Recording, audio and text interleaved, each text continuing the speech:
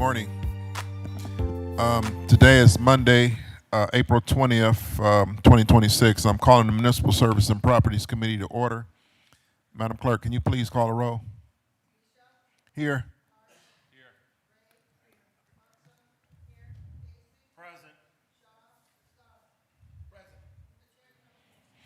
All right, thank you.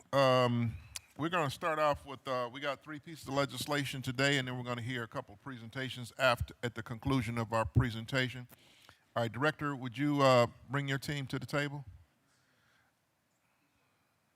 Is Parks and Rec here? No Parks and Rec? All right, we got a piece from Parks and Rec, and Director, we're gonna take your piece first. The ordinance.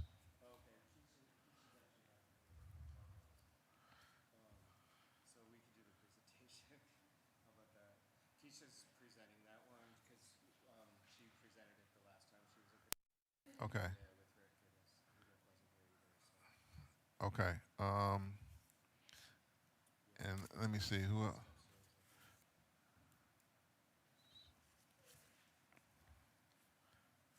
So I'll tell you what, let me hear Public Works first then. I'll take Public Works first. Director?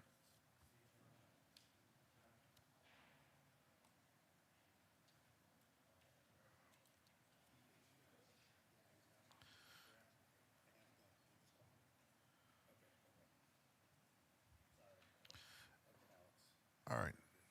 All right, Director. All right, good morning. All right, we're going to start off with ordinance number 1406, 2025 by Council Members Bishop, Polensek, Harrison, and Griffin. This is a departmental request.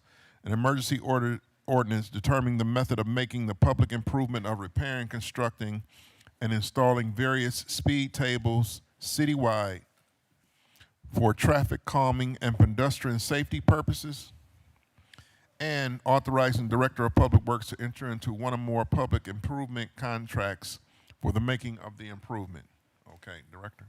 Thank you, Chair and Committee. We have a piece here. This is new for us, but in lieu of, or sorry, not in lieu of, but in I guess the increase of people wanting speed tables throughout the city has we don't internally have the capacity to be able to do the amount of speed tables that are asked for, demanded. So what we decided to do is to go out and get a contractor to help us supplement that.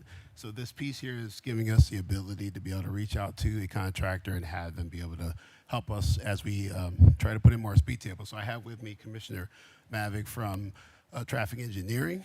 And if you have any specific questions about speed tables and how that's going to work, I have them here with me. I also have Assistant Director Haley with me as well at the table. And with that, I'll open it up for any questions. Okay, Director. So this piece of ordinance is going to have you contract with an outside company to put in our speed tables. Chair, that is correct. So this will be the first time we've done something like this. In the past, we tried to do it internally.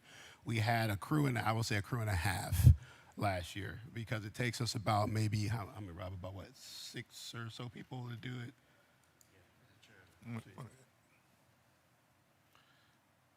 Press it till it's green. The wrong one. Gotcha. Yeah, so I think it takes about 6 folks from the Division of Streets to actually install them, and then our crews come behind that and do the signage and pavement markings. So as opposed to locking up about maybe 14 or so people to do this, we are going to have one dedicated crew for speed tables. And as you know, as we add the speed tables to resurfacing, we want to be able to make sure that we can keep that going. So we want to bring on a contractor to work alongside us to be able to keep up with the capacity. Okay, so Director, has our cost to install the speed tables, have they kind of remained steady, or has it come down some? Through the chair of the councilman, our council member, the Division of Streets holds the cost for their group, and I don't know that offhand. I know in the current contract with MoCap, it's part of the requirements contract. Those are $8,500.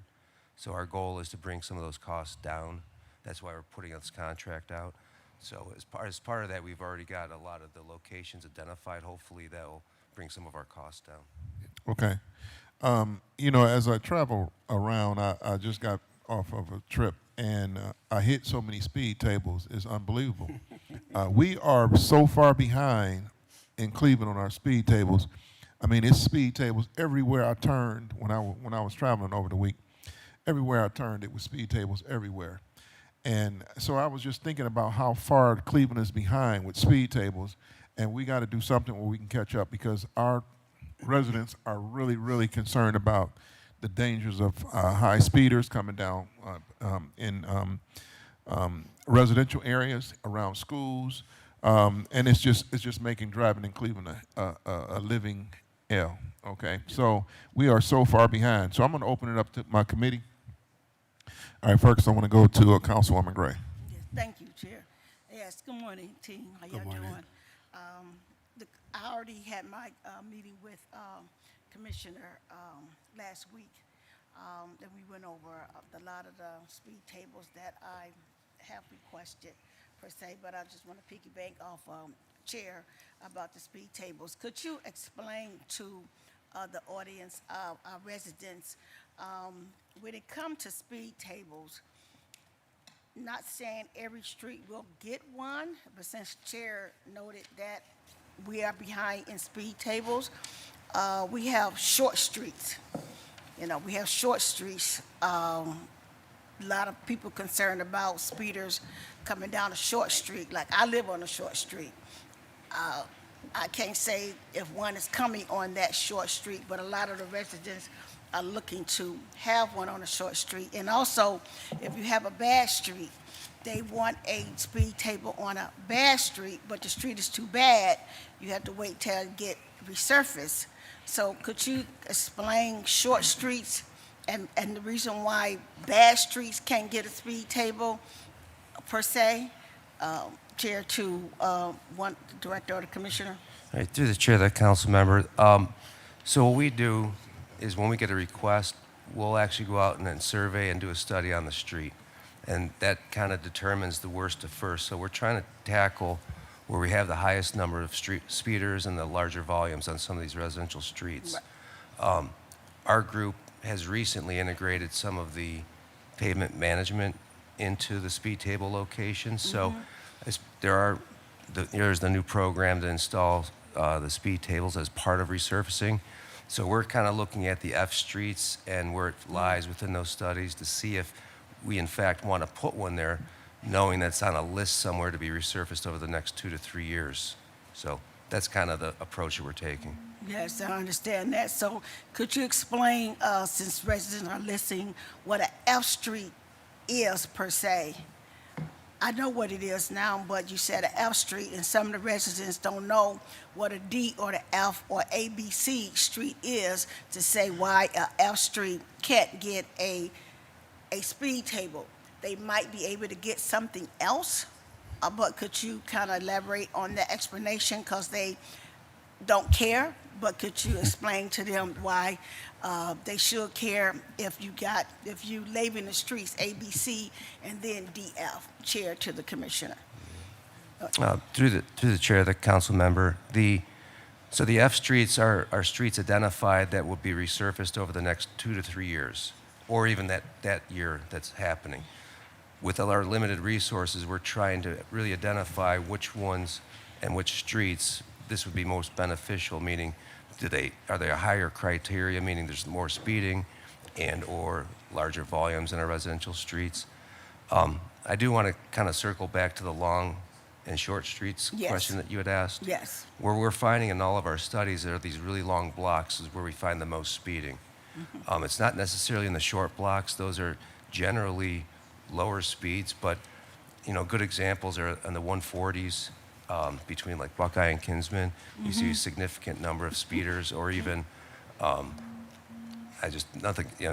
some of these streets are escaping my mind, but just looking at some of these higher volumes, it's really about where we have these long blocks. So we're taking the approach of not just speed tables, but maybe other traffic calming measures that we'd like to implement. Yes. We're exploring some of the neighborhood traffic circles as part of this program as well. We found great success on Franklin. We have a project on Wade Park that's being scheduled over the next year. And we have a couple in the hopper that are quick builds that we're not quite there yet, But that's really the approach, is not just speed tables, but looking at it holistically to make sure that we're utilizing all of our, everything that we have in our playbook. So. Okay, all right. One more question, Chair, to the team.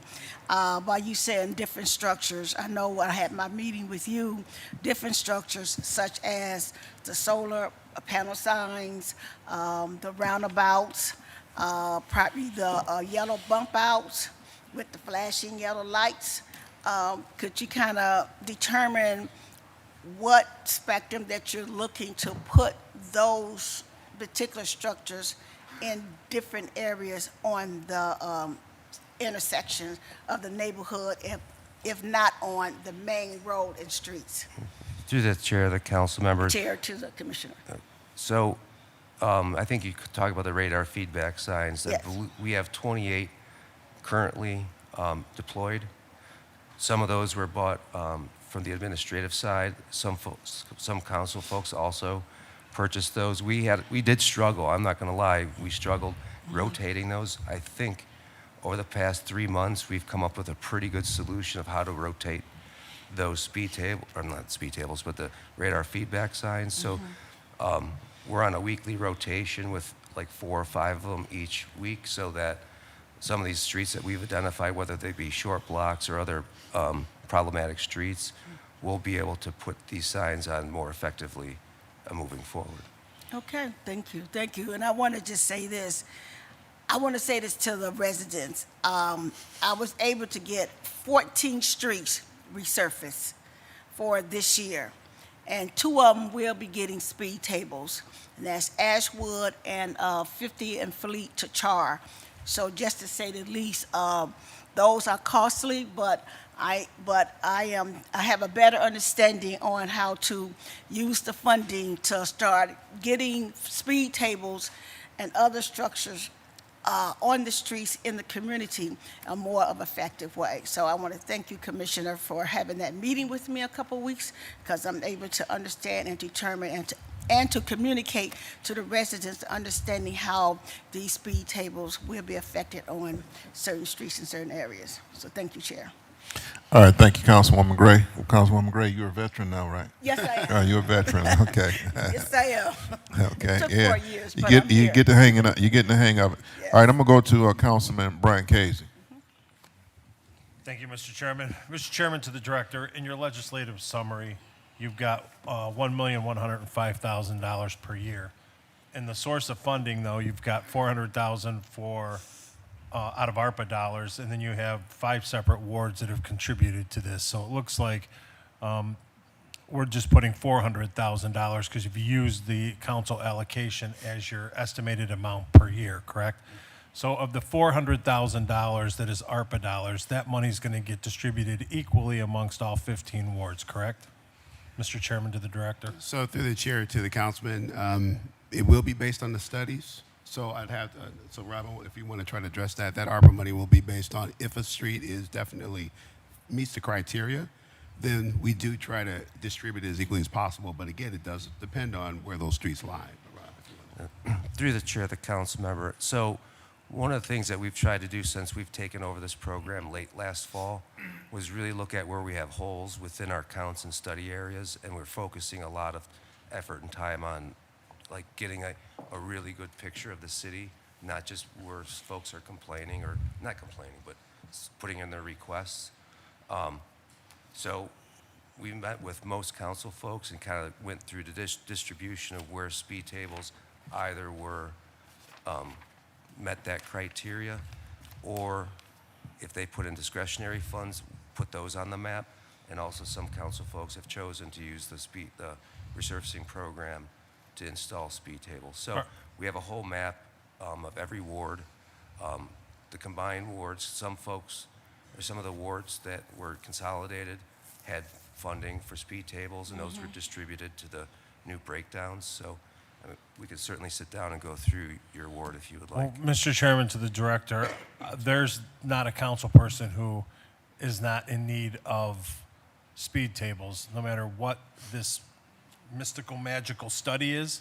Our study is people calling us, right? So according to this, with the $400,000 and the estimated $8,500, I look forward to every council member at least getting 26 speed tables out of this piece of legislation, especially when we're using ARPA dollars. ARPA dollars should be used citywide.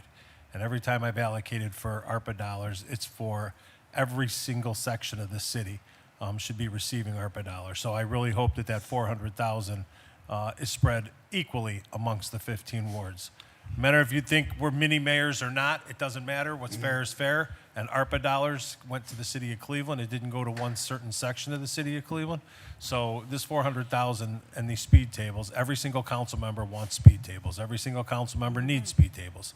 And to piggyback off Councilman Bishop, I just did a college visit for my daughter, Queens, New York, or Queens University in South Carolina. I told my daughter, under no way is she going here, just because it took me 40 minutes to get down the street from every speed table that was on every single side street down there.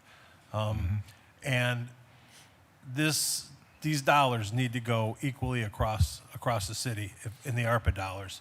And then addition to, when you say 1.1 million per year, this is not 1.1 per year, is it? This is, because the administration's putting no general fund dollars into this, So, correct? good question to the chair, to the councilman. We say 1.1. This is our first time doing it, so it'll be 1.1 for this year, right? So, But it's 1.1 this year because 5 members of council are also putting in $700,000. through the chair to the councilman. That's correct. Correct. As far as the equal allocation of these speed tables, what I do ask, we've met with a lot of council members. I ask if we could meet with you as well, and any council member, because again, there's a bias. We're going to have a bias as to where we think things should go because of how we do things. So it is good for us to be able to work across the table. You want to say, hey, I want to have them here, here, and here.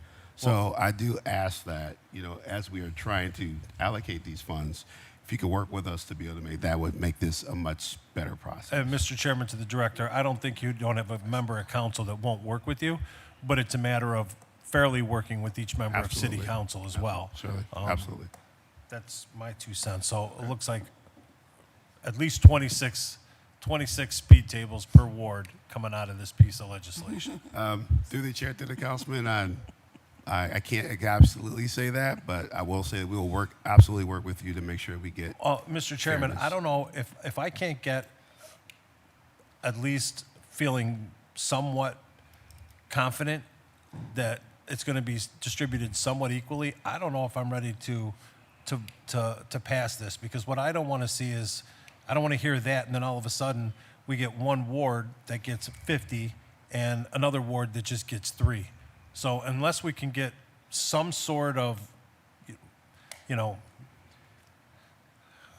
commitment from the administration that this is going to be spread equally amongst the council or Yeah, amongst all so- 15 wards, So to I No. never vote no against a piece of Absolutely. legislation from any of my colleagues, but it's getting to the point now where it's like what's fair to all the residents of the city of Cleveland has got to be fair. So through the chair to the councilman, I absolutely agree with you. I just don't know if I could tell you 26. That's my only point. Well, if your If- own if- numbers, 400,000 divided by 8,500 is Well, 26.6. if the price is different, that's still my only point. Good, we don't because, know it. We Because don't know. according to the commissioner, you're trying to bring it down. So maybe it's more than 26. Could be. Through the chair to the councilman. Thank you, Mr. Chairman. All right. Excuse me. Thank you, Councilman Casey.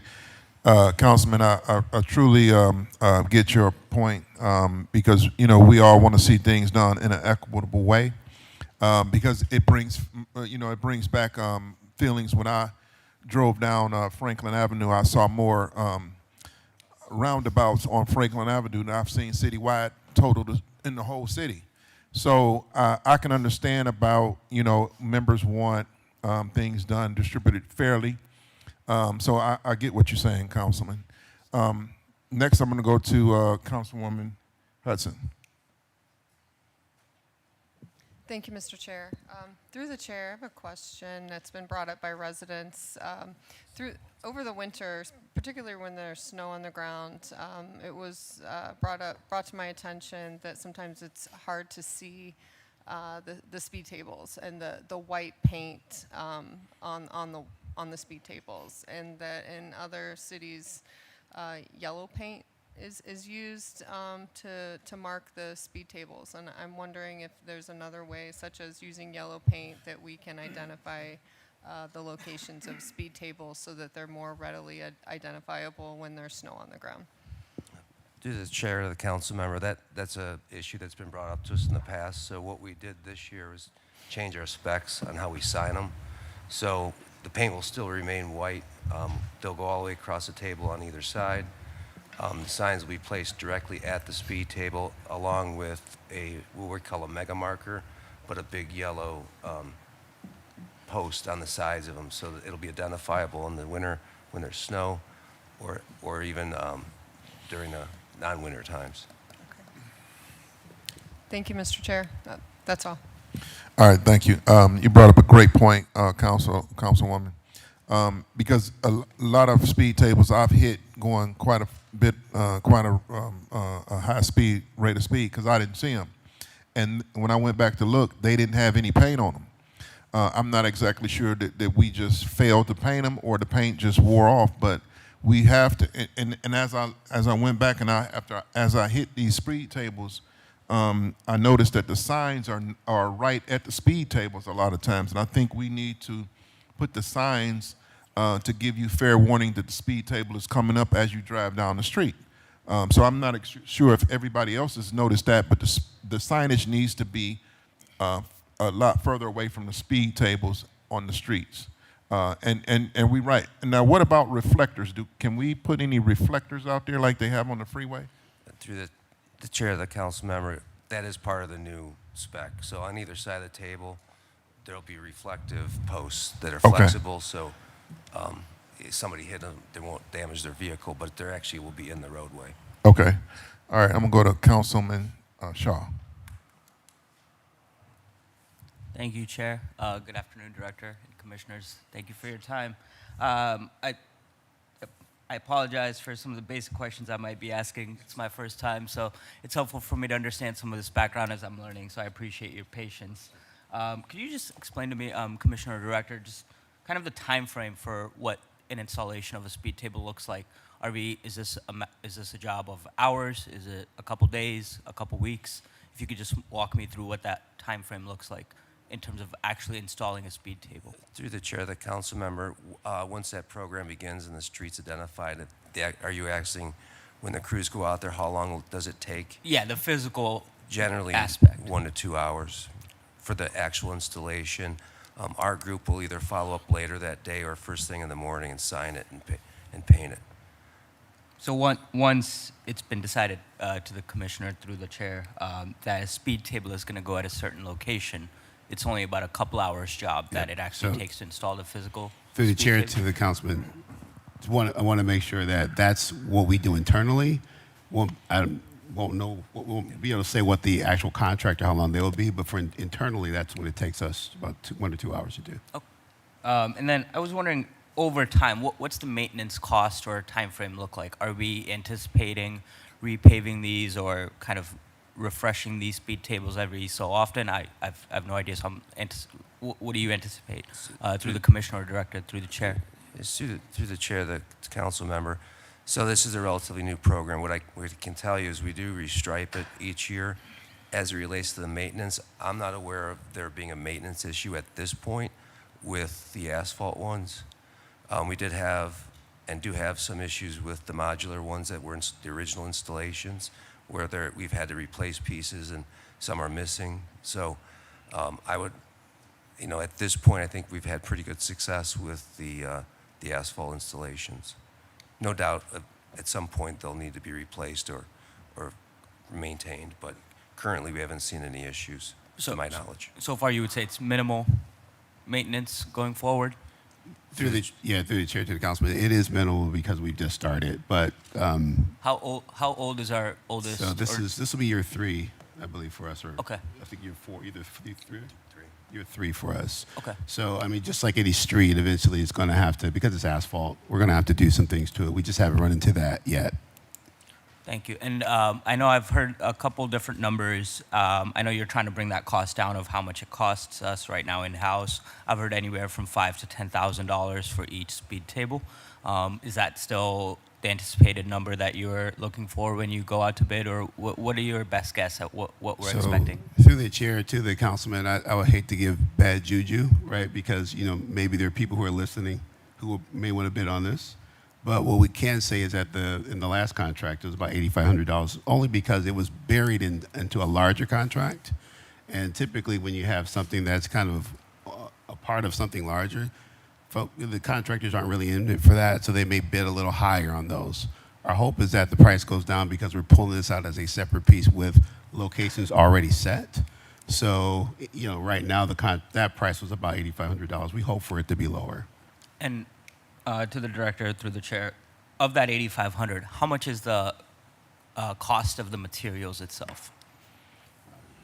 Through the chair, the council member, we'd have to look into that. I'm not aware of what those costs are. That's an asphalt cost, there's the labor, the signs. We could get you a number, but I just don't know offhand. I hear you. And, do you anticipate, is it more than half of the cost is materials or labor? Like, what's the split? I'm just wondering. Yeah, well, through the chair of the council member, there's one thing, just maybe take a step back to the contract that's currently in place. Those were bid out for modular tables, and I believe when the division purchased the original modulars, they were $8,000 a piece, something like that.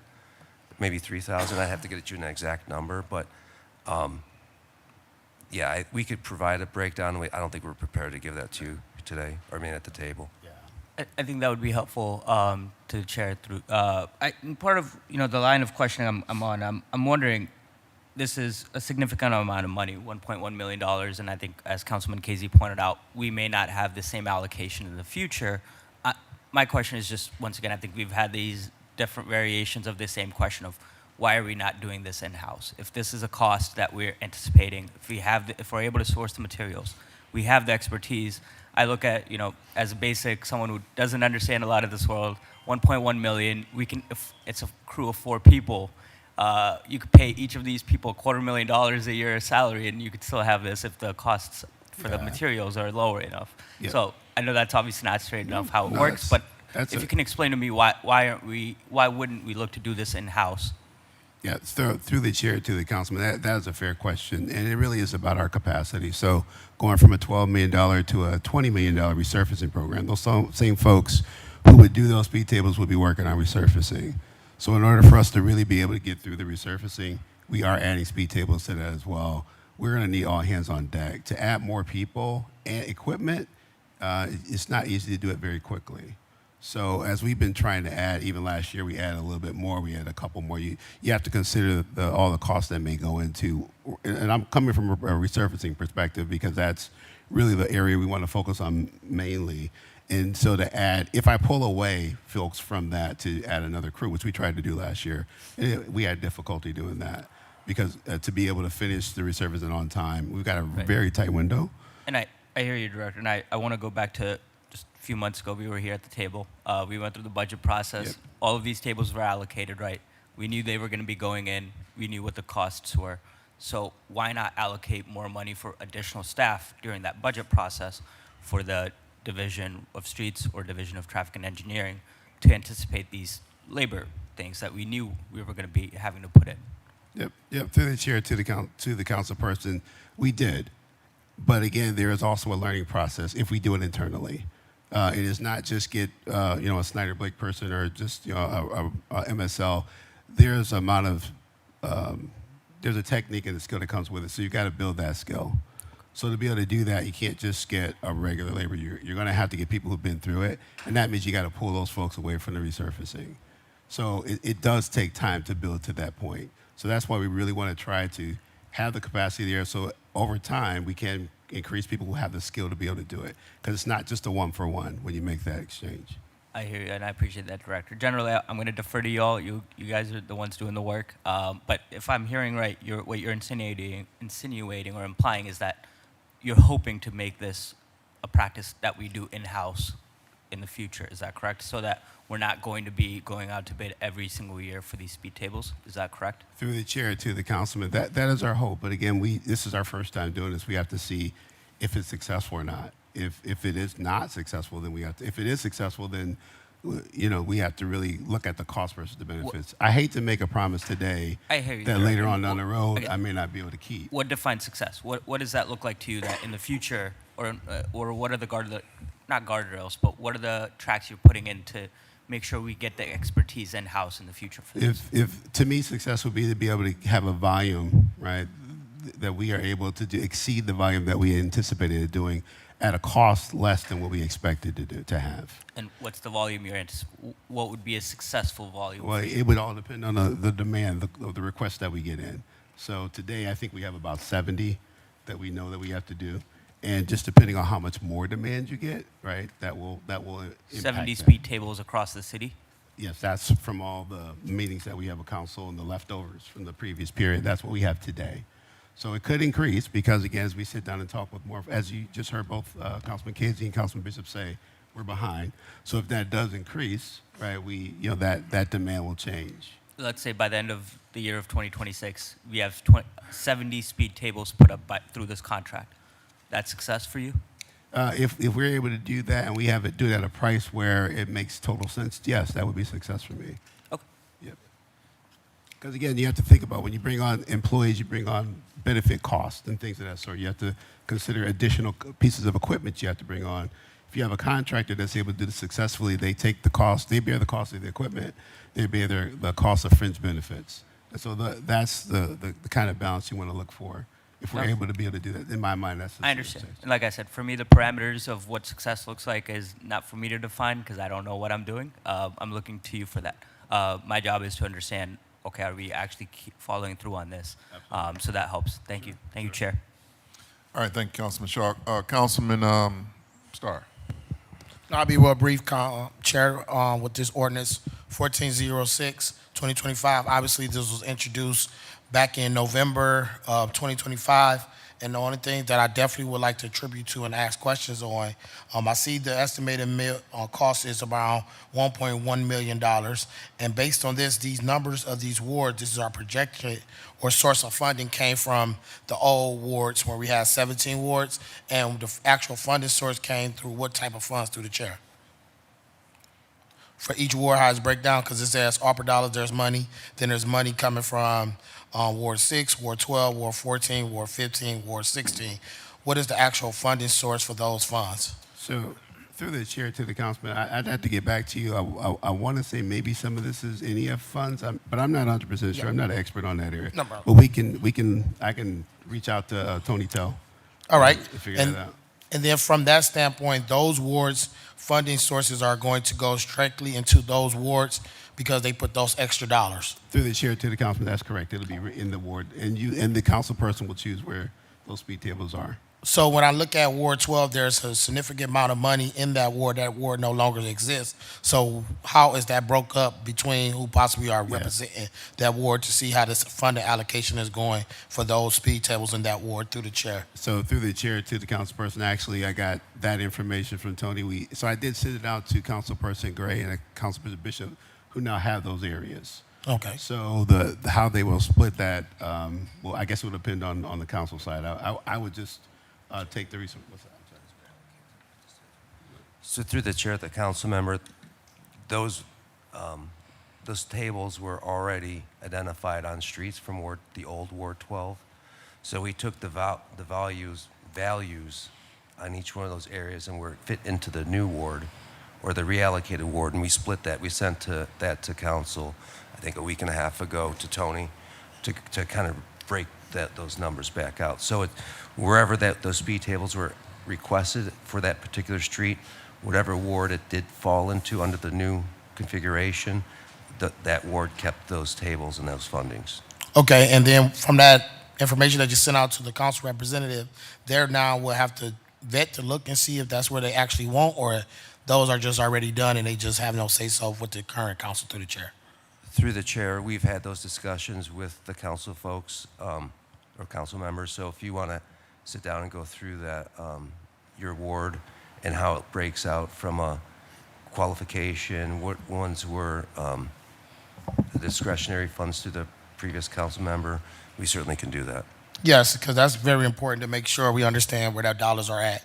Because I do have parts of Ward 12, and I'm not sure if there was any allocation of speed tables in the area of the new Ward 5. Through the chair, I believe the way that the ward was separated or realigned, each of the wards had a or several tables within that allocation. So I definitely they would were love. split pretty evenly. So I definitely would like to look into that to see what we can do. And also just from that standpoint that you did hear earlier regarding the ARPA dollars that were put aside for this initiative, making sure we are spreading those dollars around to each table. I know we've had the different costs between $8,500 to maybe $10,000, depends on if Streets does it or MoCap does the speed table. It determines the price. Outsourcing, and definitely I do agree with my council colleague, Councilman Shaw, as he spoke to what we can do to possibly get this in-house instead of having to go out and contract it out and outsource it, which is always difficult because those prices changes determining on who actually do this. One thing I definitely will ask, what is the projected timeline for this rollout?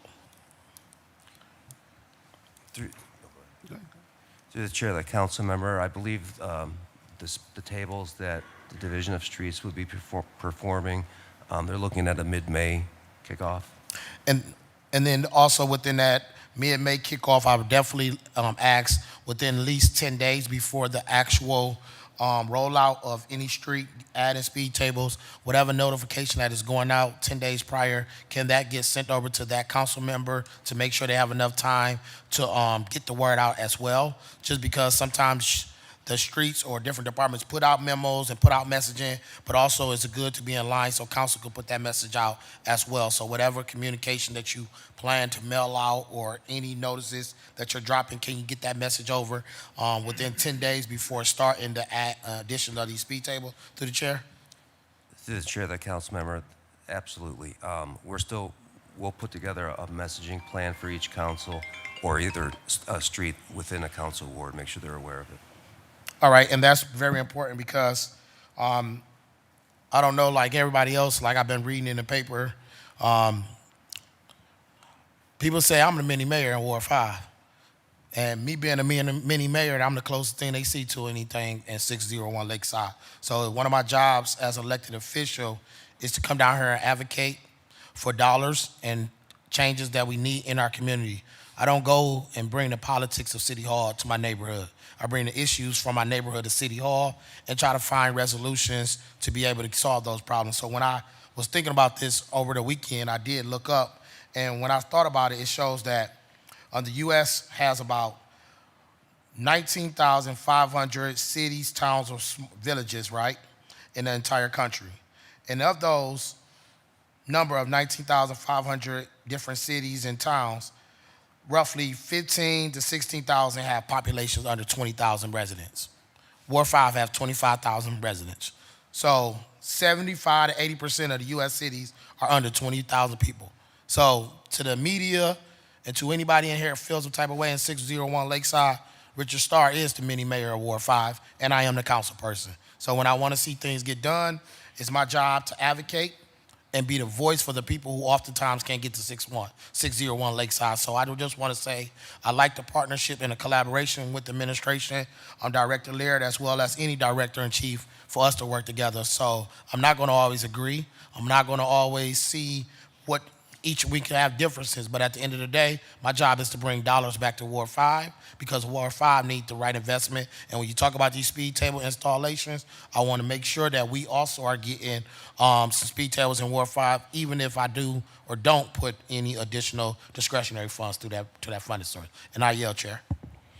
All right, thank you, Councilman Starr, for that perspective about the cities and how big our wards are. I'm gonna go to Councilman Palencia. Thank you, Mr. Chairman, my honorable colleagues, and to the director, to his team. I just wanted to follow up along Councilman Casey's comments as well. I did submit streets to city planning, which I was told to submit, and I don't see anything here. So through the chair to the councilman, I think this is based off what happened a while ago. This is not finality. This is not final. This is just a rough draft for us to be able to get started. Okay. So we can definitely make sure that your word is because included. I think we're all talking about, let's face it, the challenge that we have here and why there's this demand upon members of city council for speed table, because there's no traffic enforcement in these neighborhoods. That's the reality we're confronted with. It doesn't exist.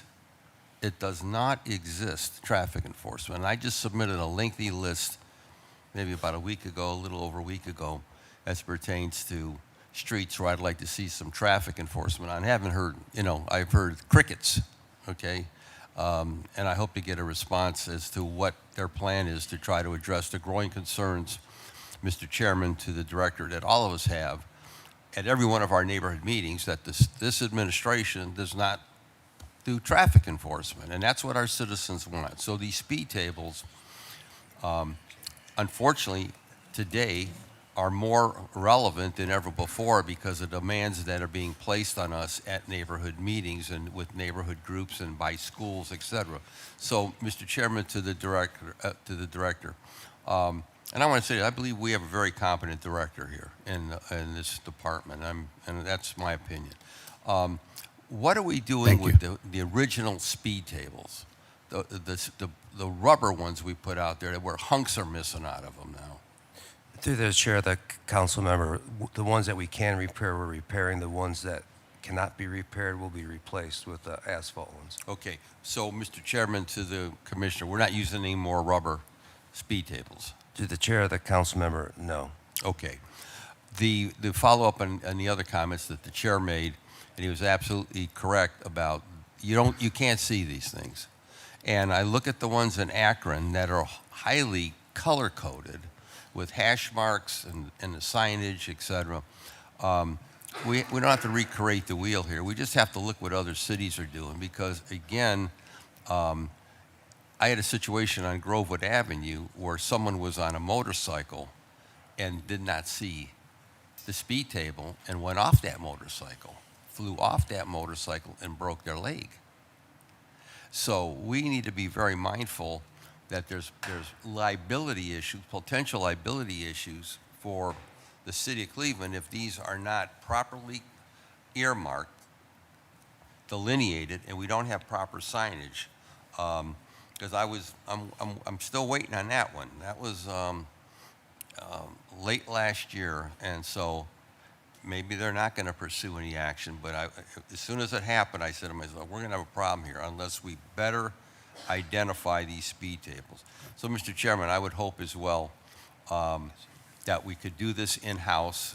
I think that's the general, because it's my understanding, and please correct me if I'm wrong, even on resurfacing, because I raised this issue last year with Director DeRosa in MOCAP, that when we go out for contract, it costs us more per square yard asphalt than we do it in-house. Is that correct? Through the chair to the council, and that is correct. Okay. So, to my honorable colleagues, a long time ago, we used to do everything in-house. We resurfaced all our streets in-house. We had the crews, we had the equipment, and then somehow, over the years, through one administration after another, that ceased to exist. So now we become about on a percentage, how many of our streets and or speed tables are being done by private contractors? Through the chair to the councilman, this year, all the residential streets will be done in-house. That is good to hear. But as far as the mains and the secondary mains, we won't do those. That will be done by contractors. I understand the big streets. That's a given. But I'm really glad to hear, John, that you're bringing that stuff back in-house, because that's been a real rub with me. Mm-hmm. We need to be more cost-effective. We need do more things strategically and surgically here, as we used to do. And I keep telling myself constantly, it's like we got to go back to the future around here in every department and get back to the way we used to do things. Yep. So, Mr. Chairman, I'm glad to hear that. I hope get this issue with the speed tables resolved. And I want to again thank you, Mr. Chairman, for taking this issue up because it's very important to our citizens. Thank you. All right, thank you, Councilman Plinsick. Next, I'm going to go to Councilman Harsh. Thank you, Mr. Chair. I'd like to offer an amendment to the ordinance. We ready? Mr. Chair, I'd like to offer an amendment to Section 5, Line 5. After the period, please insert the following. The Director of Public Works shall provide written notice to the Clerk of Council whenever any purchase is made through the cooperative process, comma, which notice shall include the details of such cooperative purchases. Heard? Okay, that's all, Mr. Chair. All right, Councilman Harsh has an amendment on the floor. Is there a second? Councilwoman Hudson seconds. All right, is there any discussions on the amendment? Director. If I'm able to just ask a quick question, that's just related to co-op. If we do a co-op, you just want to be notified. Is that Right. the intent of this? Just want to make sure that we follow Right. what you're asking for. So, Chair, Director. yes. Yeah. Okay, Director. Yeah. Whenever we see the Section 108B, we make this amendment Okay, all the understood. time when we Yeah, I see just want to make Section sure 108B. that we follow, because of course we want to be able to follow it. And Mr. Chair, for the colleagues, this is just so that we're notified in council when they spend this money. They'll let us know that the money was spent so that we know it happened. Is through the, just really another, if we go through competitive and it's not through a co-op, do you also want us to notify you? Well, we just want to be notified when there's contract written, when there's a contract agreed upon. We So just want to any know contract, details. regardless of what kind of, Yeah, under this section. Yeah. okay, Okay. understood. All right. Is there any discussion? Any more discussion? Councilman Sarr. I understand the amendment for us to get the actual reporting.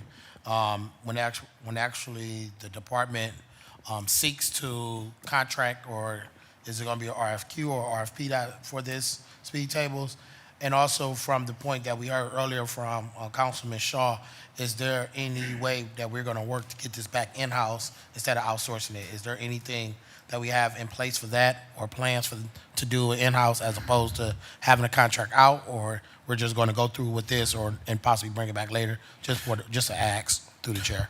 Well, I think it's up to the department to determine, how you want to erect these speed tables and how you want to produce these speed tables and what manpower or what methods you want to do that. But I just want to have us notified of that, Councilman.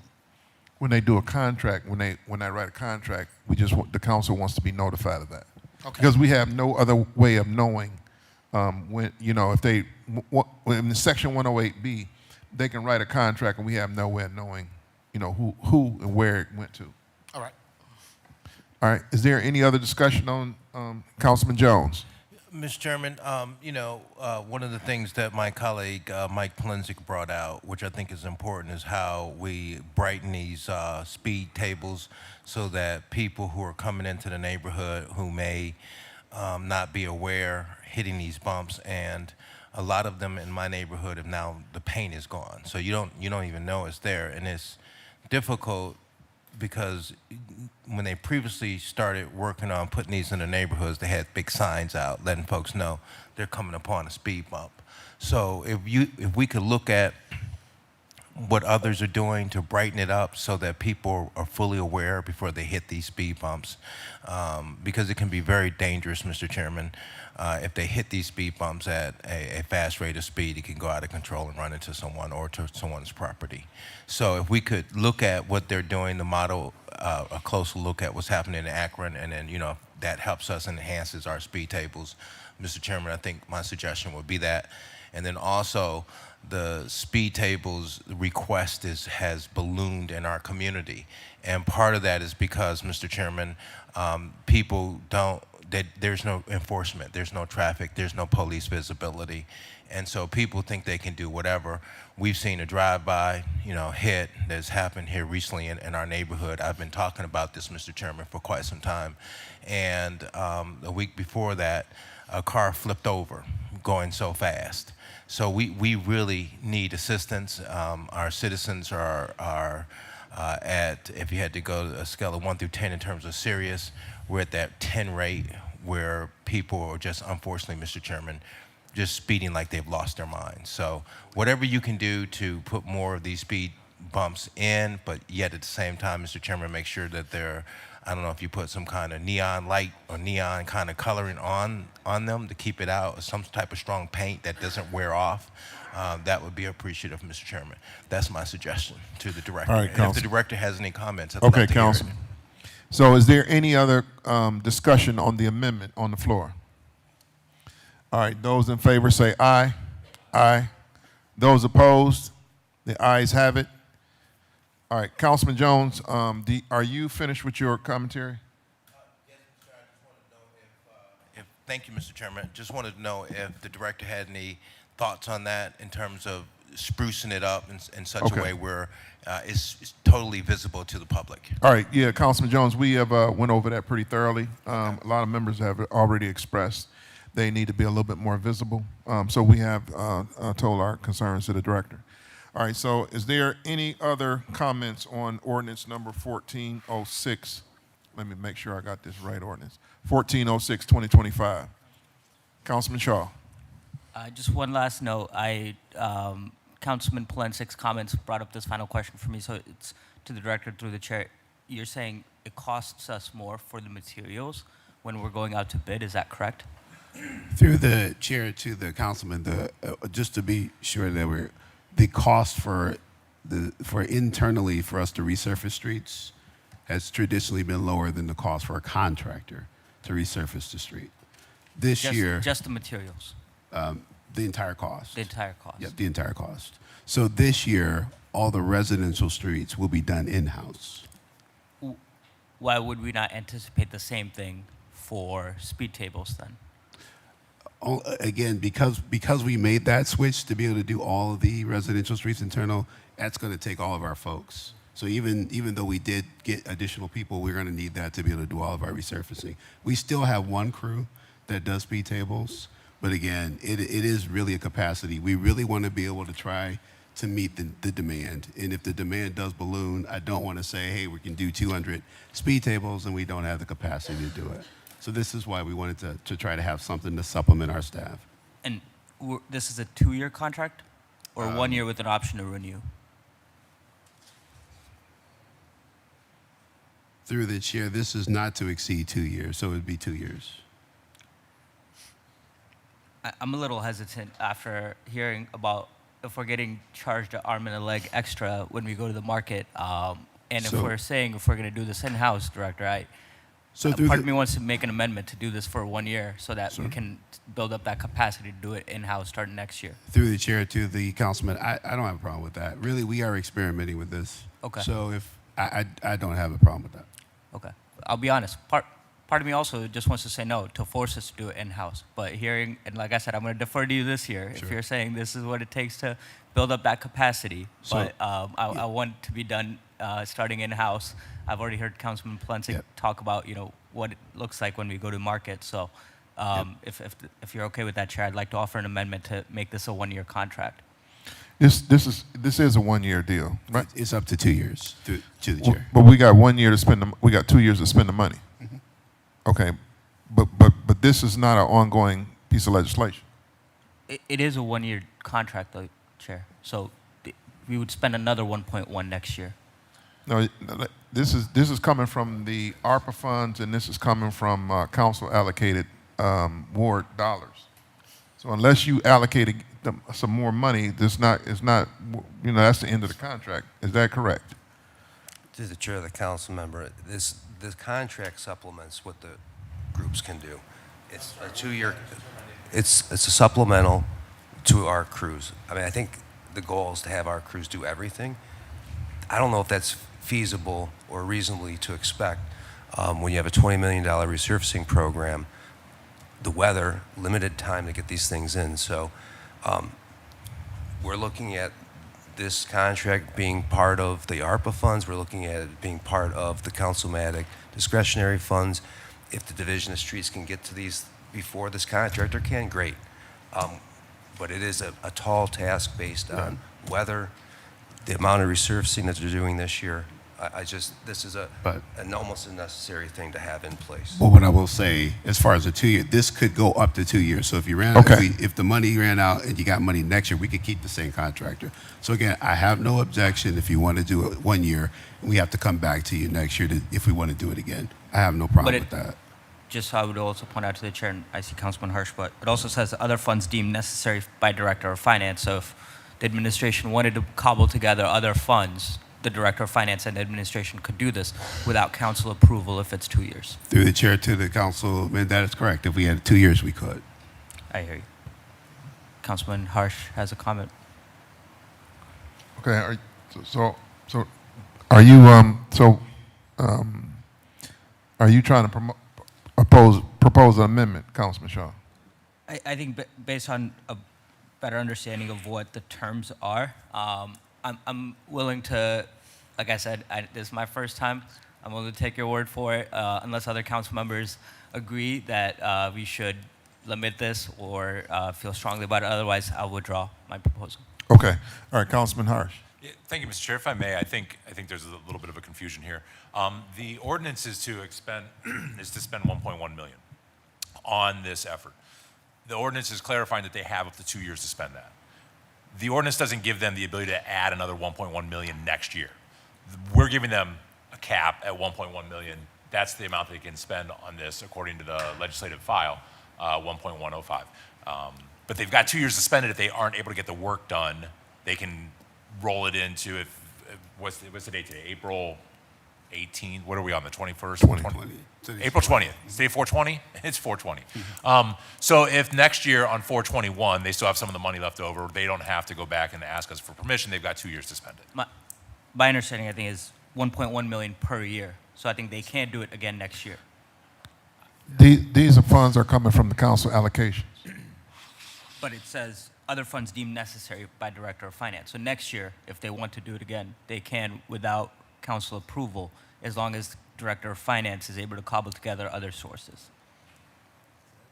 All right, can you clarify the director? To the chair, that would be true. So again, we were asking for 1.1 each year. Yeah, or if the council wanted to add more money to it. So if there were more requests, we could, in our mind, we would do, the following year, if we hit 1.1 in this year, and then we will say, okay, well, next year we'll get another allocation from whoever, and then we'll have another 1.1. So it could be 2.2 million over a 2 year period.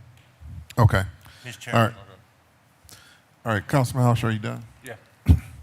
All right, is there any other questions? Mr. Chairman. Councilman Jones. Yeah, just for clarification, just to make sure I'm hearing this correctly, this is going to be a 1.1 proposition each year for the next 2 years. Is that correct, Mr. Chairman, to the director? Through the council, to the chair, to the councilman, yes, 1 point per year, a total of 2.2 over a 2 year period. I see. And then, Mr. Chairman, the next question I have is just to make sure I'm hearing this correctly. This is in addition to what you're already doing, the program that you already have out that's doing this. And is that correct, Mr. Chairman, to the director? Through the chair to the councilman, yes, this will supplement our internal crew that does this as well. And then, Mr. Chairman, the next question would be, how much is that cost that we're already incurring to do the existing work? So through the chair to the councilman, if you ignore the labor costs, because we're already paying these folks. So we're really looking at the cost of the asphalt. And honestly, I can give you a concrete number. I just don't want to give you something off the back of my, top of my head. So I see. we can give you a number for the cost of the No asphalt. further questions, Mr. Chairman. All right, I'm going to go to Councilman Casey. Thank you, Mr. Chairman. Mr. Chairman, to the director, just to clarify, your 1.1 million a year, right? 700,000 of that is coming from councilmatic allocations. So if next year the council does not allocate dollars, is the administration still coming up with 1.1 million? Through the chair to the councilman, I don't know right now if they will or will not. My hope is that we do. We will advocate strongly for that, but I can't say that I know that right now. Okay, so this really isn't per year. This is just for this year with the councilmatic allocation, correct? Through the chair to the councilman, that's correct. Thank you. All right.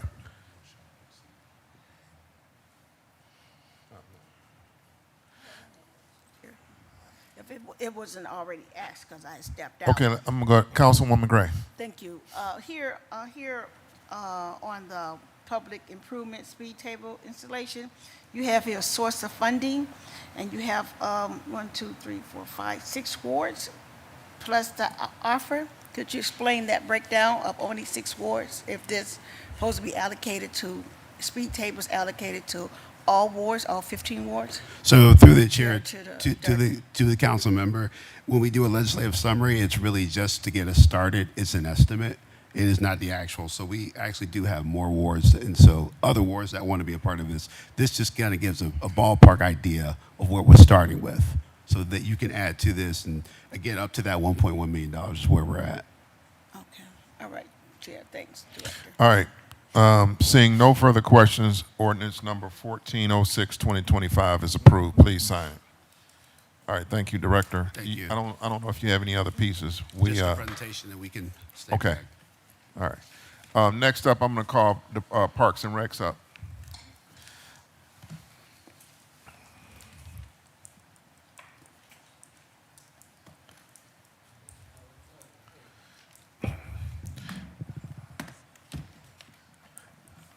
I'm sorry. So that was ordinance number 1406, 2025 as amended. I'm sorry. All right. Next up is ordinance number 226, 2026 by council members House, Jones, Bishop, and Griffin. This is a departmental request. This is an emergency ordinance authorizing Director of Parks and Recs to cause payment to Downtown Cleveland, Inc. for the cost of providing landscape maintenance services at malls B and C in the year 2025. Director, can you please introduce your guests here at the table before we get started? To the chair, thank you. Good morning, and I apologize for my tardy arrival today. Today I have with me Sam Rocco with Downtown Cleveland, Inc., and I have Sylvia Iorio, also with Downtown Cleveland, Inc. And this is the organization that provides the service on the mall's maintenance. Okay, all right, go ahead. Thank you. The City of Cleveland has been working with Downtown Cleveland, Inc. as it relates to management of some of our downtown properties, one of which includes both malls B and C. Prior to Downtown Cleveland, Inc. doing this work, there was an organization called Group Plan Commission that was doing the work under a couple of different agreements. So Downtown Cleveland, Inc. took over for Group Plan Commission, and we've been contracting with them. They work with a landscape management company to take care of the malls, and this work is outside of the scope that our parks team can handle, and we've been very pleased with this agreement with Downtown Cleveland, Inc., and they've been doing a great job, and we would like to ensure that we take care of this payment. So today we are requesting authority to contract with them to pay the 2025 invoices relating to maintenance of malls B and C. Thank you. I'll take any questions. All right, so Director, this is for last year's work. To the chair, that is correct. This is for last year's work. Part of the issue is that the agreement was previously with Group Plan Commission, and so we're working through the logistics of transferring those agreements to Downtown Cleveland, Inc. Okay. So, Director, do you know the cost to the city for the prior year in 2024? I'm going to have to check my records on the prior year costs for the service. Okay. All right. All right. Is there any questions on ordinance number 226? Councilman Casey. Mr. Chairman. Thank you.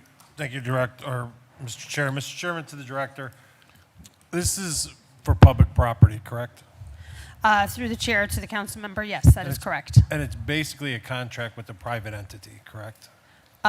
Through the chair to the council member, that is correct. All right, so I was just told, Mr. Chairman, to the Director, that I could not use discretionary funds to hire a landscaper in my ward to keep public areas landscaped and beautified.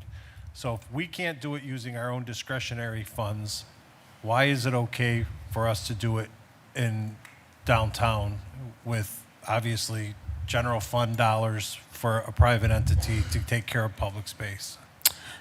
Through the chair to the councilman, I wasn't aware that council members were unable to use discretionary funds for maintenance and landscaping.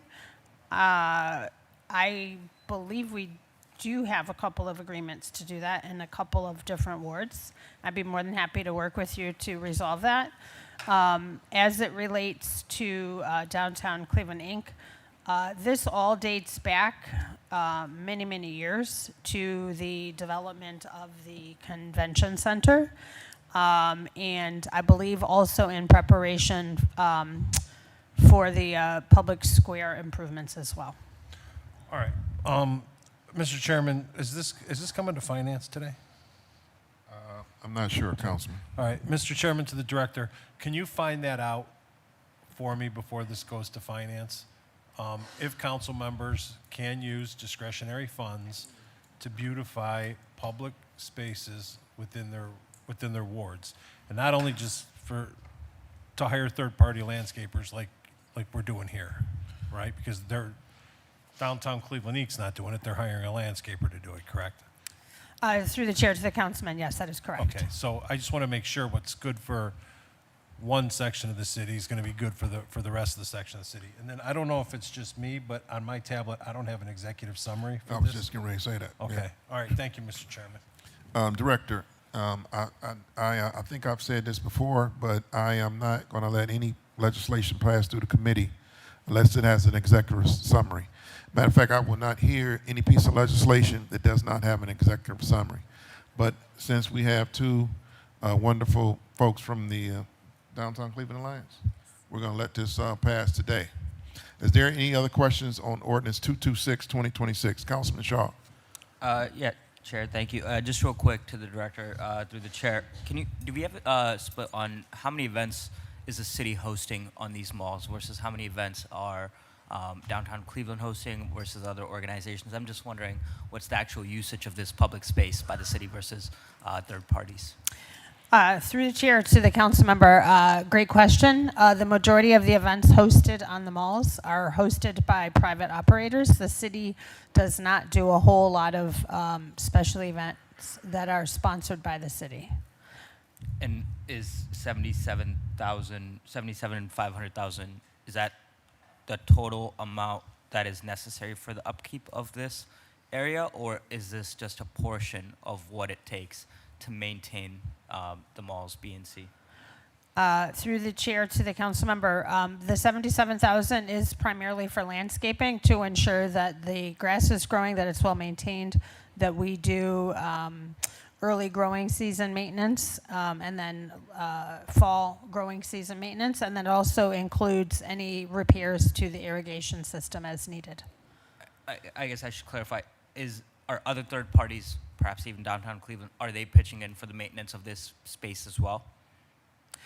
Through the chair, I'm going to defer to Sam Rocco to respond to this question. Thank you. Thank you, Chair, to the councilman. We do contribute to the services provided. While I don't have a dollar amount, we have ambassador services that provide graffiti removal, trash removal, different types of services like that. So I can give you the additional services that we provide. Yeah, I'd love to just understand what's the actual total cost in maintaining this area, and how much is the split versus what the public's providing versus provided by private third parties. I just want to understand, because if other third parties, not just downtown Cleveland, if they're not, I see this more as a subsidy, which we can be okay with, but I think we should be upfront that this is what that becomes if the city is not utilizing this space itself. So either that would be we should maybe perhaps use it more, or we should ask other parties to pitch in a fair share if they're using it for the majority of the portion. That's all. Thank you. All right, thank you, Councilman Shaw. Next, I'm going to go to Councilman Palencia. Thank you, Can you thank put you, me down? Mr. Chairman. My honorable colleagues, to the director, and the folks that are here. Just educate me. The fund number, where are the dollars coming from? Through the chair to the council member. So this is pretty complex. There's a couple of different agreements as it relates to the malls. And so typically the malls had come from economic development, and that was relating to when the other agreements were created with group plan for maintenance of the malls and of the public square space. I believe also Perk Plaza. Okay. So some of this could go back sometime. Through the chair to the councilman, yes, that is correct. I believe this goes back to 2016. Oh, that's all? Maybe. Okay, because I'm- Perk Plaza has been around a long time. I will check on that. Okay. I will have to go and look and see when those Okay. agreements are. I don't have them But pulled up in front of I me. would also make that request, Mr. Chair, through our staff to identify those funds, where they're coming from, because I want to go back to Councilman Casey's line of questioning. We are told that we can't do this and we can't do that, and then we see here's a case where we're able to hire a landscaper to do the maintenance, which I believe is important. It's important. Malls B and C have to be maintained. But so I would like, again, to get some clarification there from whoever as to what the protocol is, what the process is. And then it was my understanding that the businesses downtown, the property owners downtown, are all assessed by Downtown Cleveland Incorporated. Is that correct?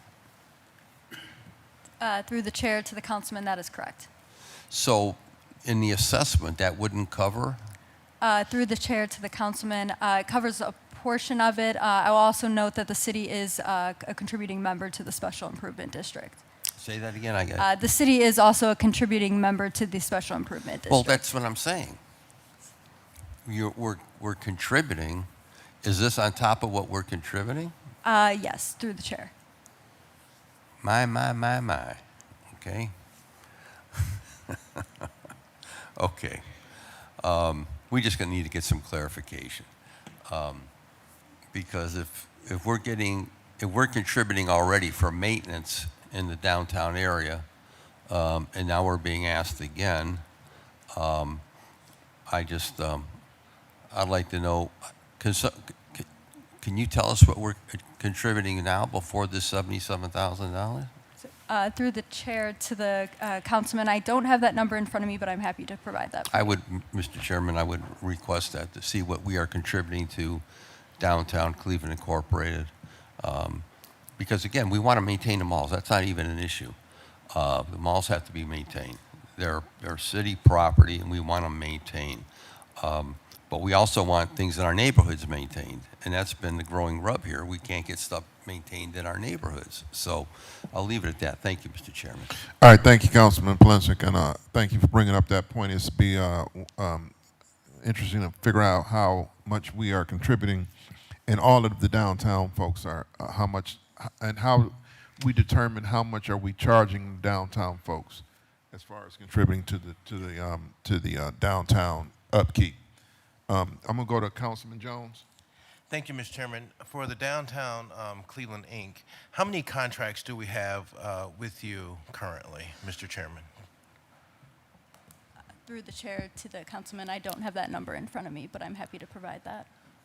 Well, not the, now when you, just for clarification, not the amount, but how many contracts do we have? Is it like 5, 6, 7, 8, 9, 10, 15, I or would 20? need to speak with our maintenance team. All right, is it, well, I'm just talking about all contracts. I don't have that number in front of me. Okay, do you have more than 5? I don't know. I apologize. Are you the executive director, Mr. Chairman, to the distinguished lady? No, sir. I'm the senior director of policy and research. I see. Mr. Chairman, I would like to know how many contracts the city of Cleveland has with the Downtown Cleveland, Inc. And then the second question, Mr. Chairman, are we going to pass this, or are we going to get an executive summary and then come back and pass it? No, we're gonna pass this, Councilman. Okay.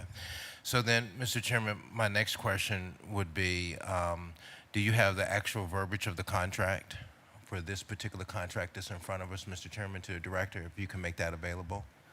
Through the chair to the councilman, it is my understanding that we have 2 contracts with Group Plan, and we're working through transitioning those contracts to Downtown Cleveland, Inc. As it relates to agreed upon work, we have an agreement relating to Public Square and Perk Plaza and the malls. And so I believe I need to check and see those agreements with Perk Plaza and Public Square, see if they are connected.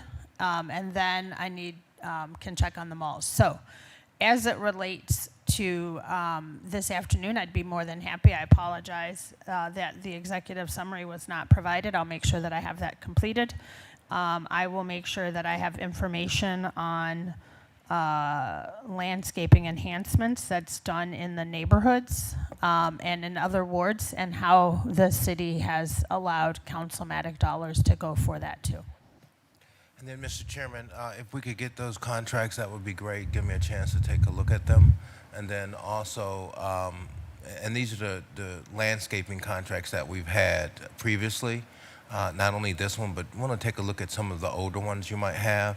How many, you said you had to move from one group to this group to give this group that contract. Can you talk a little bit about that and why that is, Mr. Chairman, to the director? Through the chair to the councilman, I apologize. I haven't been with the city for that long. From my understanding, the city had prior work with an organization called Group Plan Commission, and the Group Plan Commission worked collaboratively on public square and mall improvements.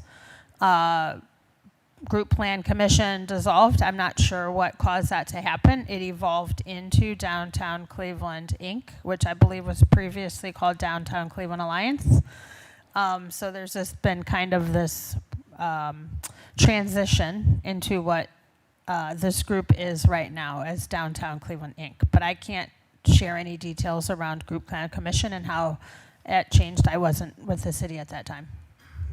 So, Mr. Chairman, would you have the ability and capacity to have those contracts? Is that correct, as a matter of record? Through the chair to the councilman, I do have copies of those. I'd be more than happy to submit them so that you can see what they are. I will acknowledge they are pretty lengthy. No worries. Okay. So I appreciate that, Mr. Chairman, to the director, and then as my colleague has eloquently stated, Mike Polensik, we do need to take care of our city properties and want to make sure that downtown is attractive. And talking about that, certainly we had a conversation about Frederick Douglass. So making sure that we have landscaping that is appealing and they keep that facility clean and neat, because it is something that, we take pride in, and we definitely need help. So I want to sit down and see how we could put something together like that for my facility in the neighborhood. So when could we sit down and talk about how we can maybe get an alliance with Downtown Inc. to help me, or another organization to help me in my neighborhood to keep my facilities neat, clean, and nice for the citizens, because that's important. And also, I wanted to sit down with you to talk about, giving you resources to assist me. And thank you, Mr. Chairman, for just that quick miscellaneous to the director. I really want to make sure that, another year doesn't pass, because I know we talked about this a couple of years ago when you first came in, Mr. Chairman, to the director, to talk about how we fix some of the problems that are ongoing inside our swimming area, and how the steam needs to be let out because everything is rusting in there quickly. So, Mr. Chairman, thank you to the director. Do you know when we could get together and really start putting together a plan? Yes, through the chair to the councilman. Yes, thank you. We hired an assistant director for Parks and Recreation Operations later in 2025. I'd be more than happy to schedule a meeting so that we can sit down and talk about some of the facility improvements we've already started to make and some of our goals relating to how we can make improvements. And we certainly appreciate the partnership that we have with our council officials as it relates to our ability to improve the quality and conditions of programs and services. Thank you, Mr. Chairman. To our director, I appreciate the good job that you're doing for us in the city, and congratulations to the Lions for doing the work that you do to keep our city looking good as it relates to incoming people coming into our city. They do come to Public Square, so we definitely need to do everything we can to maintain that. Thank you, Mr. Chairman. All right, thank you, Councilman Jones. Councilman Shaw. Just real quick, Director, the events that are hosted on malls B and C, are they also subject to the same permitting fees that any other facilities are subject to? Yeah, through the chair to the councilman, yes, that is correct. Whenever we have special events, a lot of event planners want to host events at that location. It's great. It brings tourism to the city. It activates our downtown space. And then all special event fees do apply as it relates to permitting and labor. So earlier when I was asking about, if it's third parties that are mostly hosting events here versus the city, if they went through that special permitting process, you're not considering them as part of what the city's hosting, correct? Yes, that is correct. Through the chair to the council member, any third-party event planner that wants to host an event, large event at that space, it is not considered a city-sponsored event, and they do pay rental fees, labor fees as it relates to use of that space. What's the rental fee for malls B and C? I'm going to have to check on that, and I can get you a breakdown on the costs. Okay. Thank you. All right, is there any other questions on ordinance 226, 2026? Seeing no further questions, ordinance number 226, 2026 is approved. Please sign it. All right, Director. Thank you. All right, Director.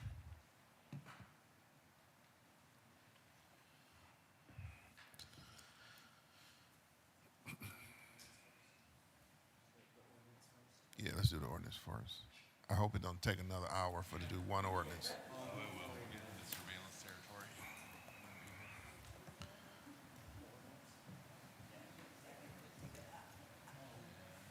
For one piece of legislation.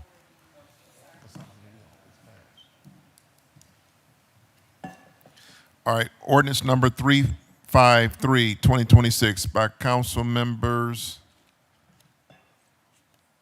Hold on just a second.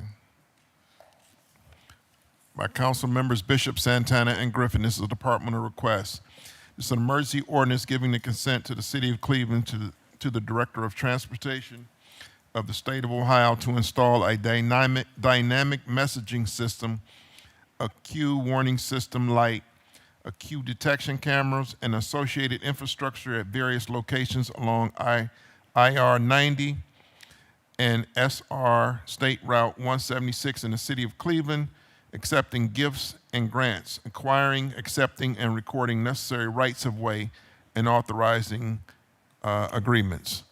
All right, Director, we have heard this piece in this committee before, and we have gone through this, and we brought it back to get some unanswered questions that we was unable to get the answers to previously. So do you want to take it from here? Yes, sir. So, Mr. Chairman, so Assistant Director Chambers will present this since she was with you at the last committee. Right. To the chair, to the committee, per your questions from, thank you. Per your questions from last week, we did send out an email addressing all of those questions. I hope you have those in front of you or have had a chance to review those questions. I guess that would be it.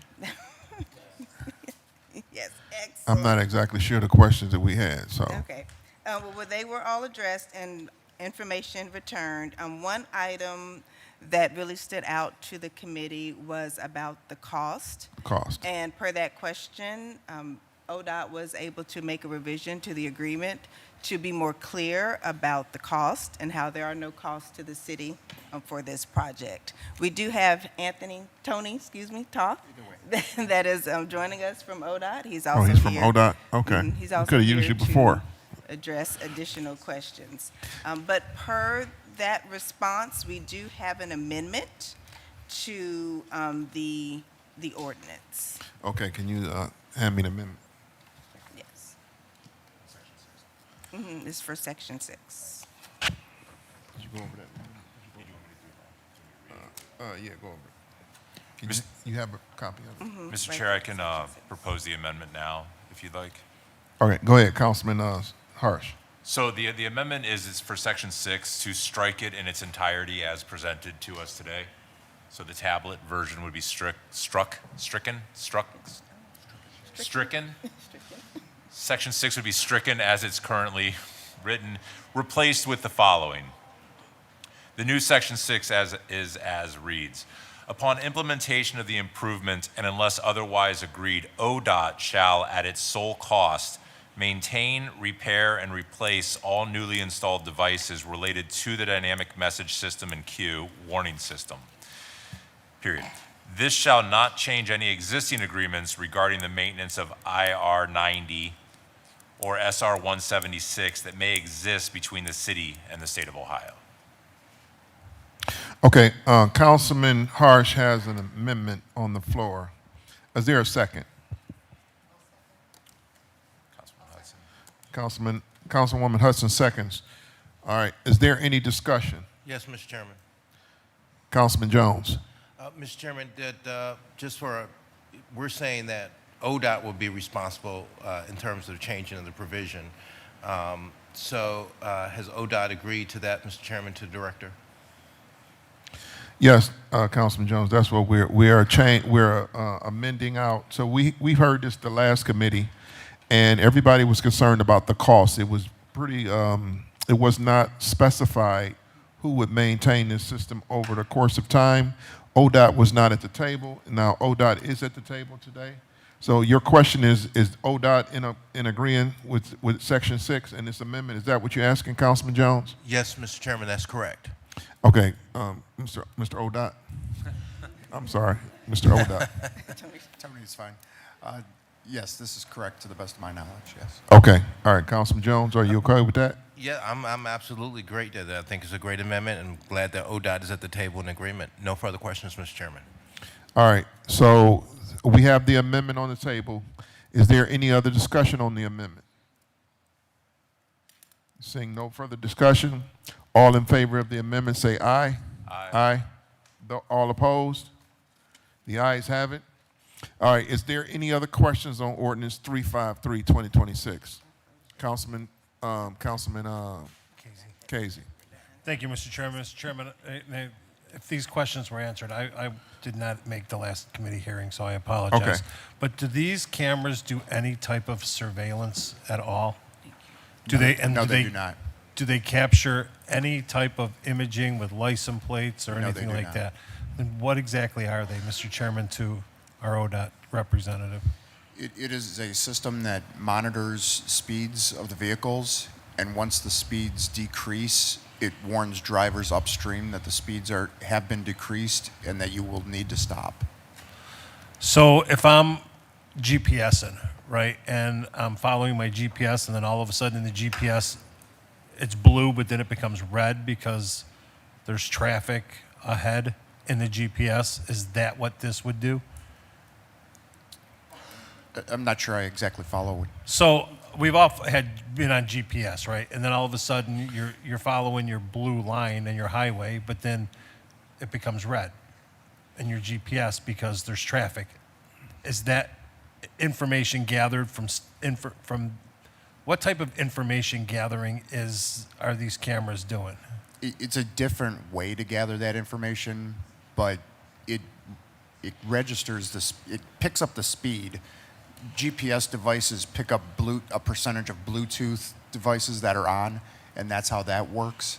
But these work off of actual cameras picking up the speed of the vehicles. Okay, and then Mr. Chairman, to our ODOT rep, why? What are you going to do with the data, with the information?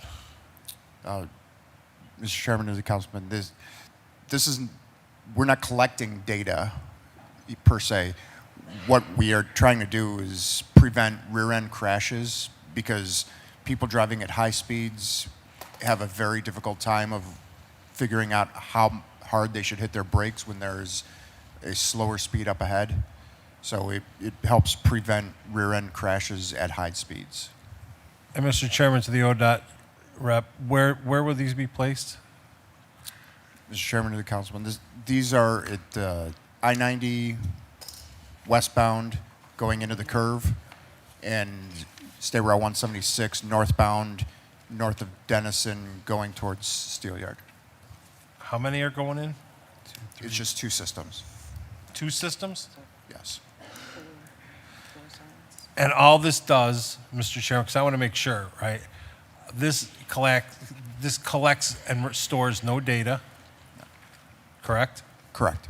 Okay. If by chance somebody asked for data or information from these, you guys do not share it? Mr. Chairman, we will store the video for 72 hours like all of our other cameras, and that's all. But if they had a public records request for that video within that 72 hours, we would give it. And what would, and here we go, Mr. Chairman, to our ODOT rep, what would be on that video? License plate numbers? Just whatever you can pick up from the video. Yeah. So it's surveilling. Yeah, it is. It is. You're collecting data, you're collecting information of people who are driving on the highway. You're storing it for 72 hours. If somebody wants any information on that from 72 hours, you'll provide it to them, correct? Mr. Chairman and Councilman, we will have the outside video. They will not be able to zoom in to see anything. Whatever was recorded and stored. If there was an incident on our normal cameras, we zoom in and you may be able to see a license plate. These cameras are You 80, may be 90, able to. These cameras are 80 or 90 feet in the air to up to 100 feet in the air, and they're looking at a distance of up to a mile. Right. That's a large area. Yes, so Right. we normally survey that whole area, and we only zoom in when there's an incident. So Okay. you're only going to get a capture of a large area. Okay, That's all that's so being Mr. Chairman, recorded. to our ODOT director, to our ODOT rep, I think you answered the question. You used the term surveyed. You used the term zoom in. How do we know that somebody's not going to request within 72 hours, because you have it, license plate number ABC 1234, and you guys have the ability to go back and say, yes, that car was right there at that point? You can Mr. do Chair, that, and you would share it, correct? It is very unlikely Okay, that but- could actually happen. Because we're not, that's not what the purpose of these, they're not license plate readers Right. by But any you're gathering the means. information. We're not- You have the information available if somebody We're not wants it. gathering info, we're just recording video, Okay. period. All right. I mean, Thank you, that's- Mr. we're Chairman. just recording video. Thank you. All right, Councilman Harsh. Thank you, Mr. Chair. I share some of the concerns that Councilman Casey's getting at, and this is kind of a conflicted issue for me because I understand where we're going here.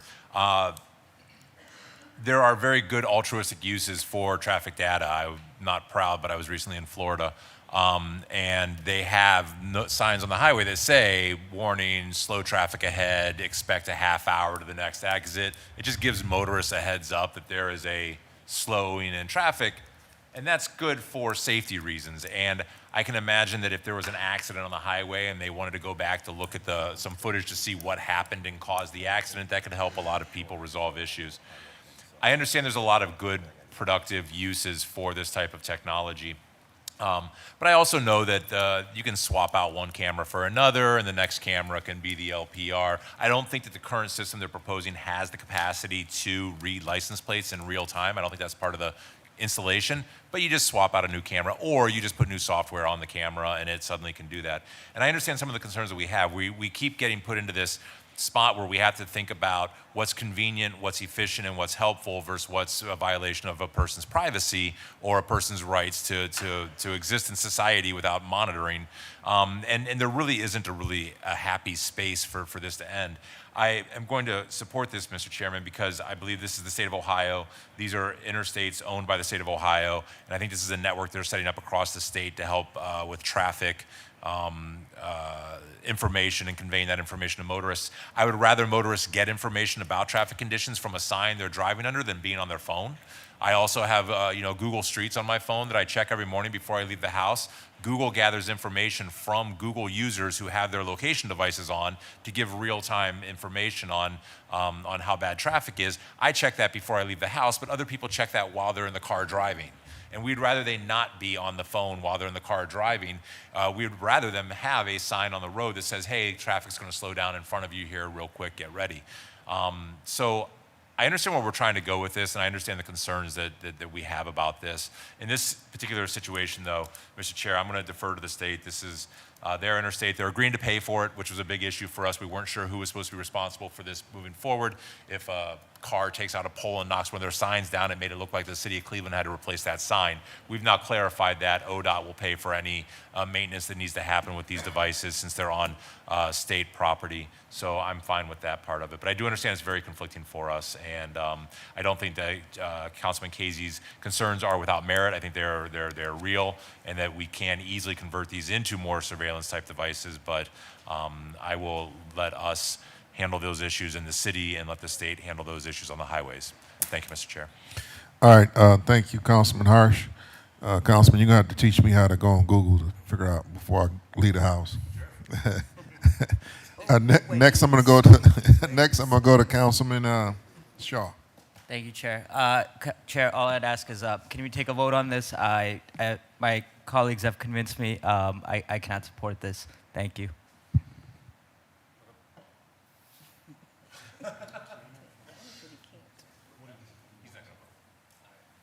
All right. So, is any other questions on 353 2026? All right, Madam Clerk, can you call the roll? Yes. Yes. Yes. Hudson? Yes. Casey? No. Shaw? No. Star? Yes. 5 yeas, 2 nays. 5 yeas, 2 nays? Okay. All right, is any other questions on ordinance 353 2026? Seeing no further questions, ordinance number 353 2026 is approved. Please sign it. All right, Director. Director, you want to call up our guests for our presentation?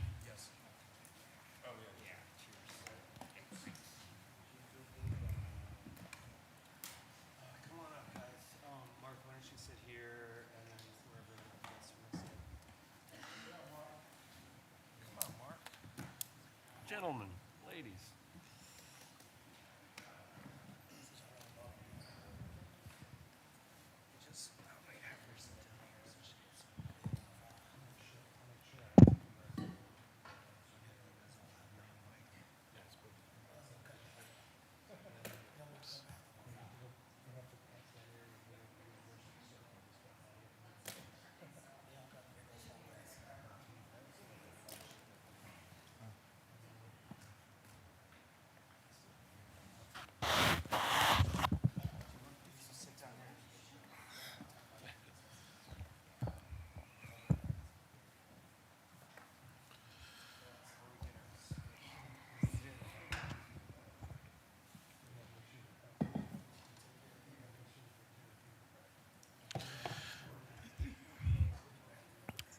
All right, Director, can you just give us, can you set the table?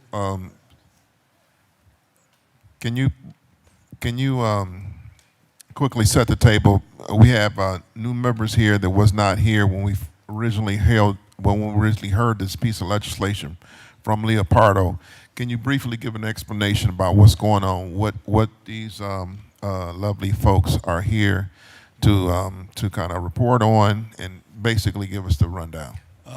Absolutely, Mr. Chairman. So, first of all, to the new council members, the ordinance that was passed in 2025 is 723/2025, and what that authorized is a design-build contract related to all 5 of the police districts, and it's a $21 million contract, and the goal was to show that we could recoup the money that we're putting into the improvements through energy efficiency and procurement savings. And so we're going to go through kind of how our project is working. But I wanted to highlight for the group that this is really the first step to really look at how our public safety facilities are, the condition of the facilities, and how we can work to increase the standards, if you will, for our employees that are in the public safety facilities. So this relates to the police stations, all of them. So with that, I'm going to hand it over to Mark, who can give a little bit more of an update on the project, introduce our team members. Then we're going to go through a PowerPoint presentation, and then we're going to answer any questions that council may have. And this isn't the first time that we're going to be before you. We're going to come back and give another presentation, either during still when we're under construction or when things wrap up in the summertime. So with that, I'll hand it over to Mark Dulick, who is the manager of architecture and site development in capital projects. Thank you, Director. Through the chair to all of the members of council, especially those present. Thank you for this opportunity to present to you, which is really what is really the city's first energy savings performance contract. If there's any questions about what the nature of that is, be happy to answer them. This is a great way for us to get all of our police facilities at this time to a good quality and truly maintainable standard, as well as increasing the energy efficiency. So our first time, I have to say, my staff and I are very pleased with how it is going so far. We're pleased with the efficiency, and one thing that's especially gratifying, I have to say, is the enthusiasm with which these improvements have been embraced by the actual police department staff who operate these facilities 24 hours a day. So I think that's the real reason we're doing it, is to not only improve attraction and retention, but to really make the daily life in the districts for the men and women in blue a better experience and support their mission to serve the public. With that, I'd like to introduce Heather Garay and Eric Betts. They are from Leopardo. They are the partner that we chose to work with for this energy savings performance contract to actually implement these changes, as well as identify the procurement and energy savings that'll allow us to pay off this financing. So with that. Thank you, Mark. One real quick. Thank you, Director, through the chair to everyone. This was procured through a request for qualifications, where we put out basically a public solicitation for companies that perform these kinds of design-build contracts and execute the work as both contractors and energy savings performance companies. So we selected Leopardo from those that proposed as the one that fit the city's needs best. So thanks. And for those that want to do some homework on it, if you look at Ohio Revised Code 717.02, that's what authorizes cities to enter into these types of agreements. And so with that, I'm going to hand it over to our folks from Leopardo. Thank you, Director.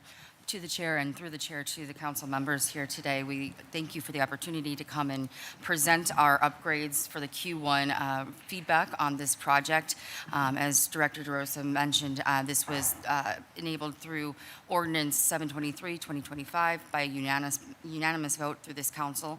And some of the discussions that we had was in agreement to come back to you, provide you updates on how it is progressing. So that's what we're here to do today. And I'd like to start off by playing a video. Hopefully this works. They don't usually assign tech roles to me, but we're going to see if I can do it today for you.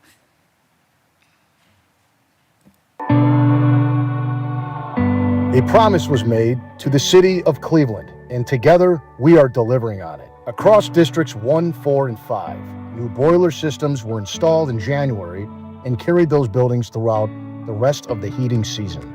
Major HVAC replacements are now underway, with chillers, air handling equipment, pumps, piping, and control systems are scheduled to be operational by June. Key exterior improvements have also been completed, including facade restoration, concrete and masonry work, roofing progress, and station upgrades. And it has been done the right way, with local union labor, local coordination, and real work happening inside Cleveland neighborhoods. The city of Cleveland and Leopardo set out to modernize these facilities and reduce operating costs. And that is exactly what is happening.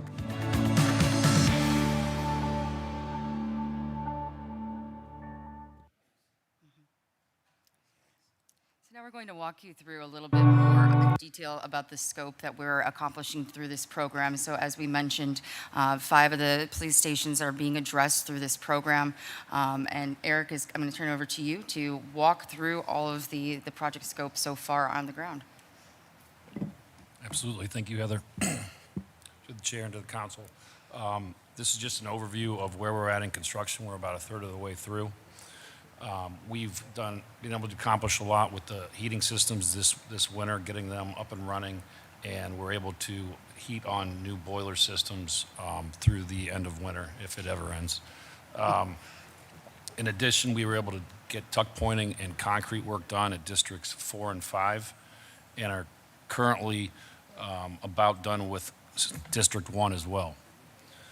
And so that's some of the pictures that you saw there in the video, and we have more to follow. In addition, we've been working with the MOCAP team on the interior renovations, the lighting, the ceiling, and HVAC, and they've been great to work with. We're currently at District 1, 4, and 5 replacing all of the mechanical systems.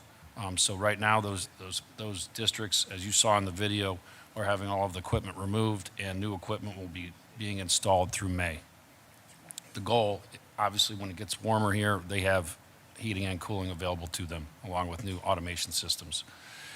In addition, the solar arrays for each roof are getting ready to be installed. We're starting 2 of the districts this week, and we'll be starting 2 more in the following months. And then the roof at District 5, which is currently under construction, will be done in July, June to July, and then we'll do those solar arrays then. So Heather, I know we gave you a lot of information in the packet that we emailed out. I just kind of wanted to go over that, and then we can kind of go through. Sure, I can click through, yeah. It's kind of far away. Here, let's see here. So as we look at each district, it's going in chronological order here. Those are all the actual scopes for the buildings. And then we just have some before and afters, as you can see. And this is pretty typical of all 3 of the districts, 1, 4, and 5. Railroad boilers, we were able to replace these in January and February. And then we did some concrete work on some railings there at District 1. I think what you can really find, though, when you look at the facades, and we'll get to that here a little later. Again, 3rd district, solar's going in here currently.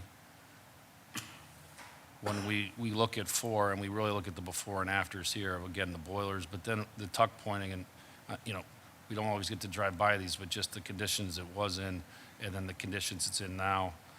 And everything being done here is going to last that 20, 30-year time period. This isn't just some covering that we're trying to cover up the holes. We've also rehabbed the signage at 4 and 1, and then if we go to 5, it's where you see new boilers. You see new garage door. The other garage door had already been replaced, so now they have new operating garage doors. And then these concrete front entry steps, if you look at what it looked like to the public there, and now, it really looks new. It looks brand new. So again, from a safety and a beautification perspective, and for how long it's going to last from here on out, we've got, again, more concrete work that was done, and then I think you saw the signage in the video. So this is our master schedule. Don't expect you to be able to see this, but this big line here shows you we're about a third of the way done. All of our design is done, and we're working for those interior scopes to follow over the late spring and early summer months.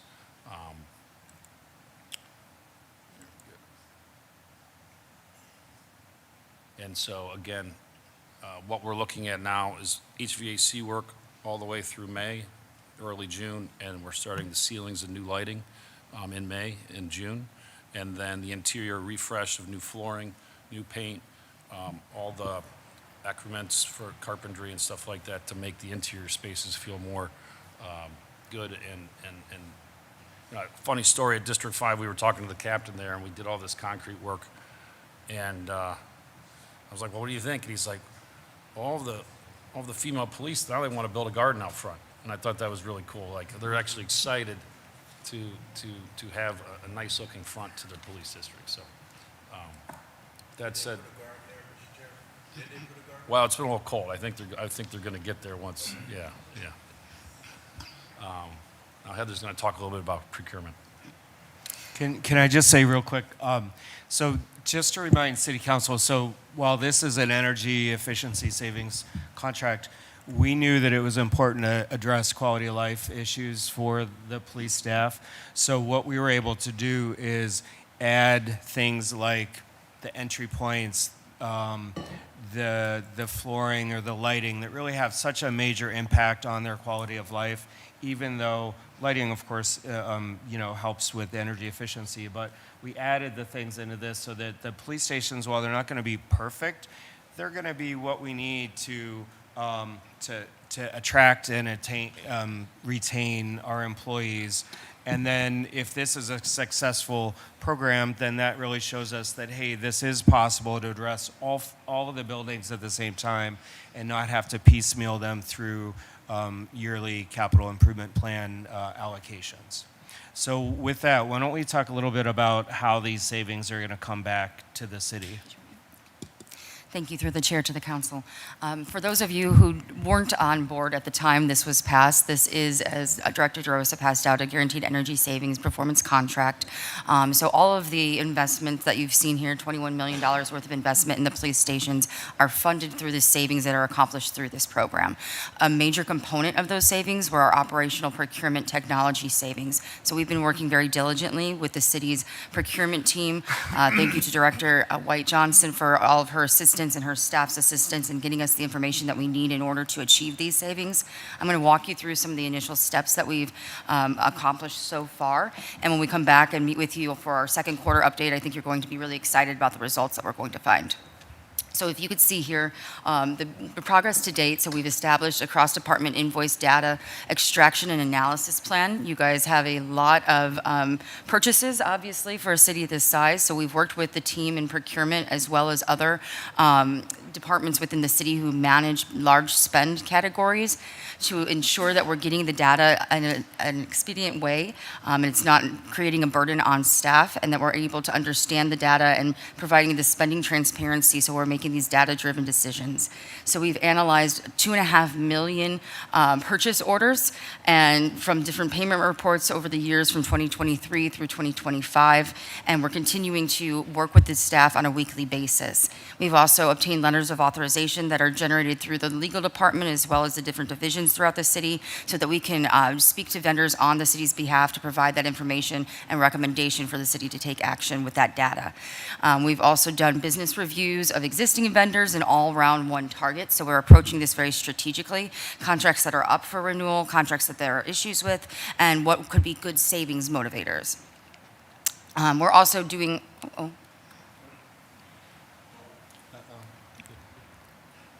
there we go. Okay, we're back. Thank you.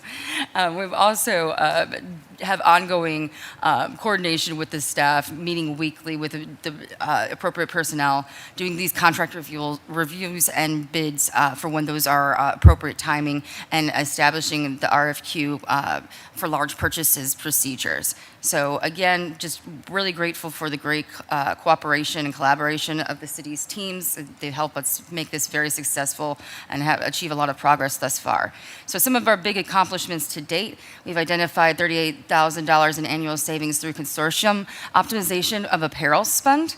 We're also working with the police department, which is not an easy thing to target, but actually on shooting targets, a spend category where we can accomplish $34,000 annually in savings with a qualified vendor for this particular good. We also have been working very closely with the IT departments, analyzing 2,477 telecom lines that have been reviewed in pursuit of this consolidation and competitive bid strategy, which we project will have a minimum of $4 million in annual savings to the city, which is just absolutely incredible. We'll talk a little bit more about that in a minute. We've also were requested from the city to look at a tire RFQ that they were having to manage and having some difficulty managing. So we added that to our targets to review with the city and have collaborated to create an RFQ that would provide a qualified vendor for that particular service. So telecom, as we started off saying, this is one that we're very excited about. We've had great engagement from the city staff. The problem here is that there's so many lines. The data is extremely complicated and complex to get through. So our team has been working to get all of that information from the telecom vendors and provide other opportunities in which we can have the same amount of service, same quality service, but at a better cost. And so we're currently working to achieve that. We are very confident that by the time we're here next quarter to provide our update, we will have the actual numbers in this category. Apparel and equipment. Again, looking at consortium spending and competitive bid spending to achieve $38,000 annually in savings. This one is near completion. It has been, all of our analysis has been performed. A recommendation has been given to the city staff for ultimate decision. So again, expect to have a final determination on this spend by the next quarter as well. Shooting targets, as I mentioned, working with the police department to establish a plan of action. You know, really working with the city's weapons committee and ammunition team to identify product requirements and really using that feedback to ensure that we're not lessening that quality for that department in the spend category, and identify $34,000 annually of savings connected to shooting targets. And last but not least, janitorial supplies. Looking at utilizing an RFQ strategy, projected annual savings of $100,000. Expect this to be achieved in early Q3. So working with the city staff to analyze the data at this point and identify existing vendors in order to develop this RFQ for these savings. And on deck, we have fuel. Looking at that, we're going to get ahead of this agreement. It expires for the 2027 year, contract year, so we're looking at it now. It is one of those complicated one that touches many city departments, and so making sure everybody's needs are met. Also, again, this tire disposal was what the city had asked us to help them draft an RFQ to deal with some of their existing challenges. So that will be accomplished in the next round of targets as well. So again, some exciting things happening here. This is where the savings are primarily coming from that are funding all the great improvements that Eric walked you through. So excited to come back to see you guys for the next update and give you some definitive numbers in which we can disclose some vendor names so as to not disrupt the progress we're making. And then I'm going to hand it back to Eric for the energy savings component. So from an energy, energy savings perspective, the solar arrays will certainly contribute a large amount to that. Those are going in now, as I mentioned prior. In addition, with our boiler plant upgrades that we did over the winter, natural gas usage savings will be happening, along with the fact that the boilers now are operating better, and so now the officers have heat. And then we're also going to be working towards the lighting and the lighting replacements with LED lighting that will allow for energy savings there as well. So that is the end of our update. We'd just like to thank you again, the council, as well as the division at MOCAP, and everyone that's helped us at the police stations thus far, the finance department with Director Barrett, and procurement with Director White Johnson, who's been of great assistance throughout this program. We're happy to answer any questions that the council has. Excuse me, through the chair. Thank you, Heather. Thank you, Eric. Really appreciate the presentation. And hopefully you can share some of our excitement about not only how well it's going, but what the promise that this holds for a long-term solution to how we take care of our buildings in the most effective way. I did want to mention, especially for those council members who weren't necessarily part of the whole process of getting to the legislation for the city to be able to do this, is that there's another component of the energy savings performance contracting, and that's the guaranteed savings component of this thing. Just as a reminder, The savings that they are pursuing together with the Department of Purchases and Supplies through the Department of Finance is they are truly guaranteed. In other words, the energy savings, the procurement savings, those annual savings, that money goes to pay off the debt that was taken on, the $21 million. That is guaranteed by Leopardo. So whether they garner those savings or not, they are responsible for the amount it takes to pay off the debt every year. So I want to make sure that that was clear and understood about how this very effectively mitigates the risk to the city of Cleveland, that their guarantee allows us to have the confidence to move forward with this, knowing that we can achieve these savings. Thank you. Okay, Director. So Councilman, we are excited about how well this is going. They hit the ground running. They'll be finished in the summertime. And we would like to come back for another update, perhaps at the August Committee of the Whole, or if you want to wait till September, but we'll be ready to come back. And with that, we'll open this up to questions that council may have. Okay, so you did say that this will take a year originally, correct? And it's still on track to take about a year to get this all completed? Yes, sir. So they should be finished in August? Yeah. Okay. August, September of this year, so yes, sir. All right, so now District 3, what's going on with District 3? Do we have any, so District 3 only have one X, and that says it's in progress. So we're not doing very much to District 3 building? Is that why we don't have any X's right here? So, Mr. Chairman, short answer, then I'll hand it over. District 3 is the newest building that we have in our system. Okay. So there were a lot of energy efficient elements of the building already, but technology changes fast. So there are some improvements that we're putting into that building. So lighting, for instance, even though it was a newer building, there's more efficient lighting that we could put in to help us with our energy efficiency. Okay. And I was over at District 4 a couple of months back, and I did ask the commander about the progress of what's going on with the building, and he was really surprised and very excited about that he got some stuff done over there that they were trying to get done for years, and I'm not sure if Leopardo did it, but he said it was done. I think it was some work to the locker rooms or something like that. But anyway, the commander over there was very excited about that. So have there been any changes made to the city's procurement and bidding process during this whole time, Director? Thus far, you mean, in the Yes. process? I can speak to that. Thank you, Director. To the chair. So we are working with the city's procurement team to work within the city's policies, guidelines, and requirements for purchasing, but to do so more strategically, providing additional information through our technology where we're able to look at the spend and analyze the spend. So we're giving the procurement division this information in order, and we give them a recommendation as to who they have as a qualified vendor that they might want to select based upon the analysis. And then they're actually executing any contracts that go through this program. Okay.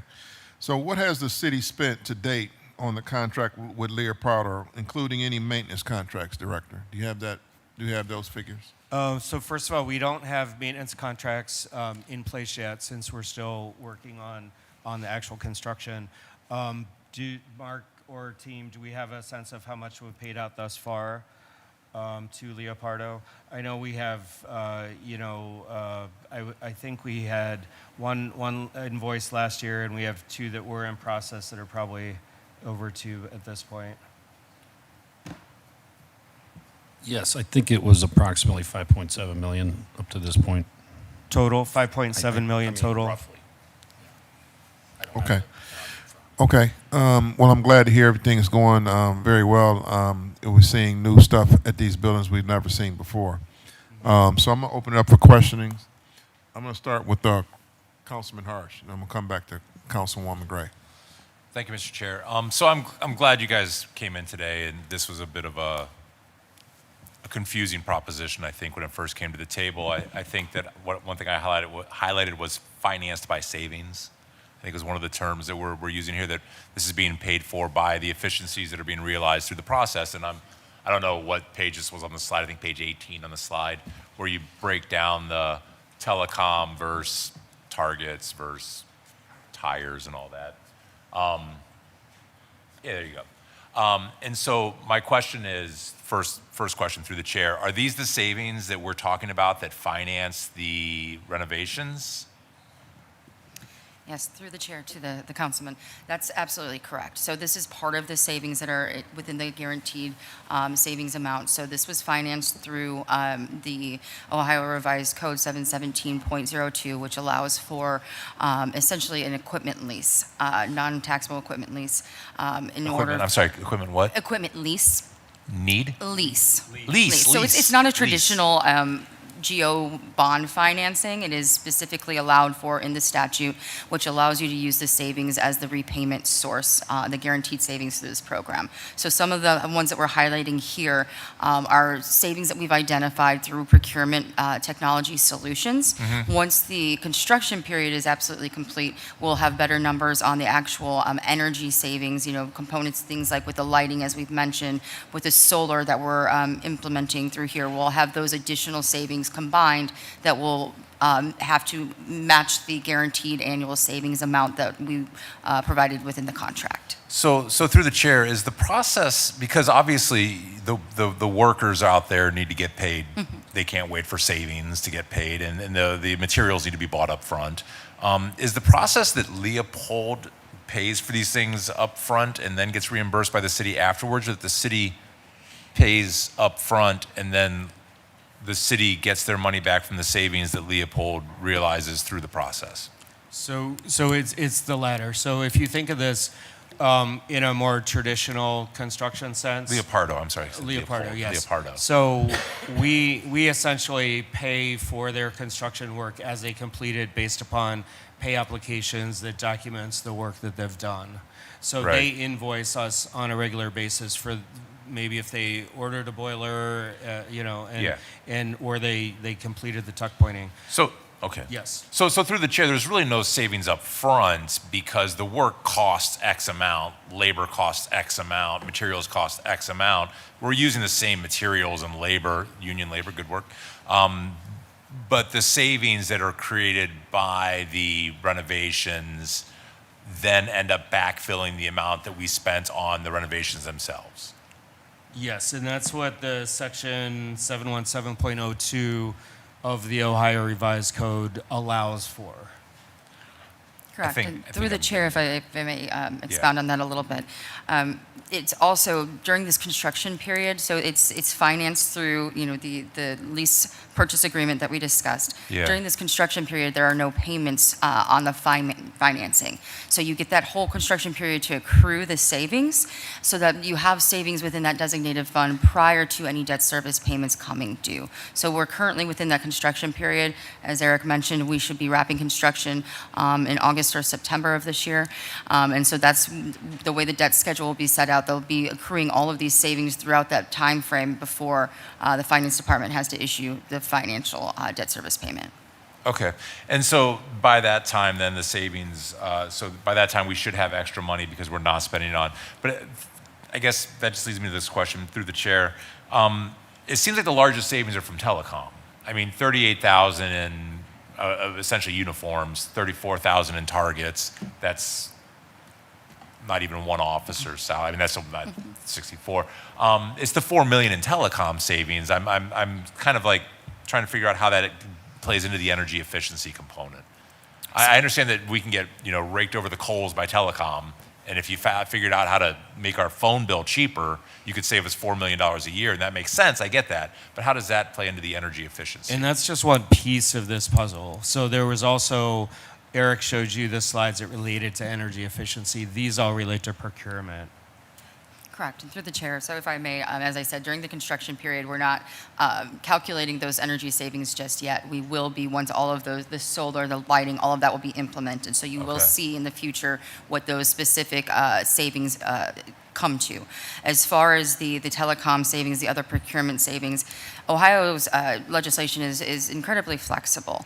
And one of the things it calls out is technology improvements. So through the use of our procurement technology investments in this program, the council identified specifically that the procurement savings could be identified as an energy conservation measure, which can be guaranteed and captured through this program to fund the improvements themselves. So this was something that we spent a significant amount of time with staff and both the council and the city law department to identify what these savings look like and how they should be placed within the program. Which wonderfully segues into my last question, through the chair, which is this. How did Leopardo know that there was going to be enough efficiency savings at the end of this to dive in at the beginning? How did you figure out how much savings was actuated, could be discovered in a way that allowed you to think that this was even worth entering into? I'll start. I'll hand it over to you. But so we started this whole process with an energy audit of our police station. So if you just start from an energy standpoint, that's why we know when we're done with this project, we're going to be able to quantify those savings because we have a benchmark from prior to any energy efficiency work being attained, and then what it is afterwards.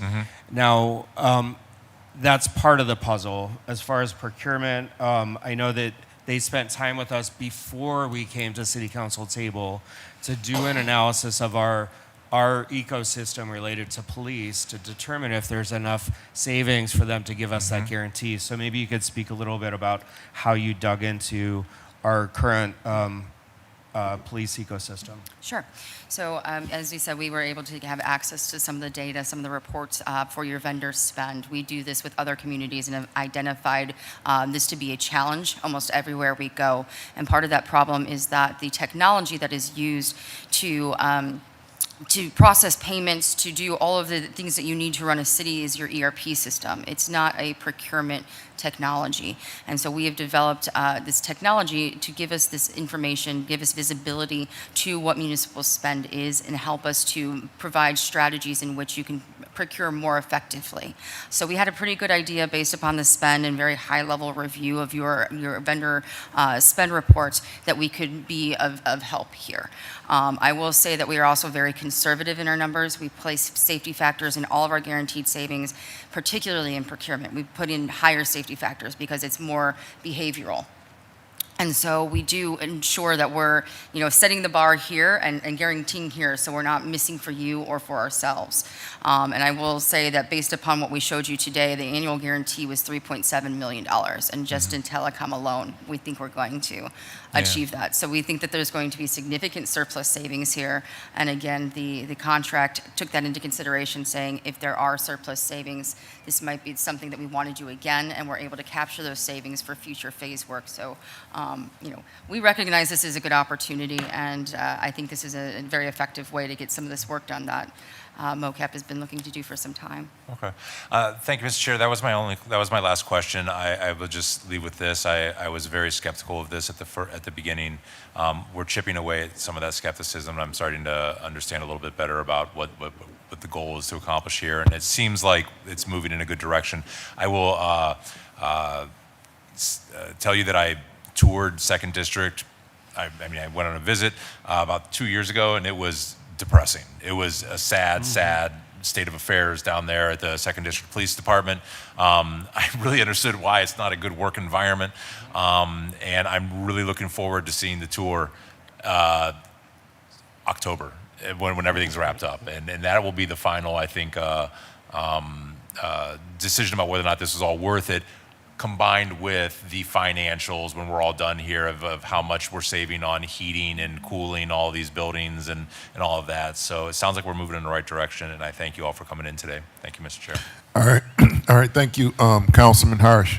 Director, maybe we can get Leopardo to look at the HVAC system here in City Hall, because this room right here is like an ice box in here. Agreed. All right. Next, I'm going to go to Councilwoman Gray. Yes, thank you, Chair. I just want to say I'm just going to wait for the tour, but everything looks good. The presentation was awesome. I have not been in 4th District at all, but I've seen it from the outside, It looks good, but I'm just going to wait for the tour. I'm happy that it has happened and it's happening. That's it, Chair. That's it. So, good job. All right, Councilman Gray. We appreciate your directness and your promptness. Okay, I'm gonna go to Councilman Jones. Thank you, Mr. Chairman. Certainly, looking at this here, I just want to give, I'm going to be on the same line as Councilwoman Gray, looking at the presentation here, realizing that there's some potential savings.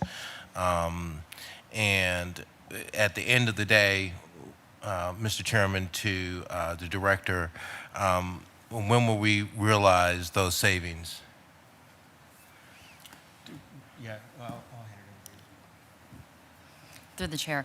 So this is an annual guaranteed savings, and those savings then will be used to pay the debt service that funded the investment into these properties. So we're accruing these savings right now through the construction period, and annually we'll come back and say these were the savings that were achieved with a full measurement and verification program to show you exactly where those savings are outlined and how they were achieved through the program. Mr. Chairman, I wish we could do this with a number of our departments because it sounds like, I just want to make sure I'm clear and I understand this correctly. You're saying to me that you did the investment, the city paid for the investment, and that because of these investments, we're going to realize real savings, and those savings that the city has put up front, those savings will actually be allocated to pay off the debt. And I would assume, Mr. Chairman, would that be our bond that will be paid off, or? So the nice, through the chairman and the councilman, the nice thing about this is that this program is outside of our typical bonding cycle, bonding capacity.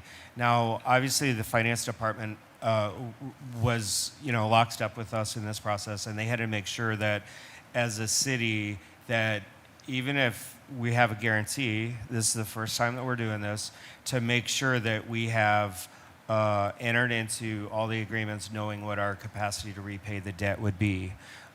So it's outside of the bonding cycle, but it is debt that the finance department has through a different mechanism, which would be paid back through these savings.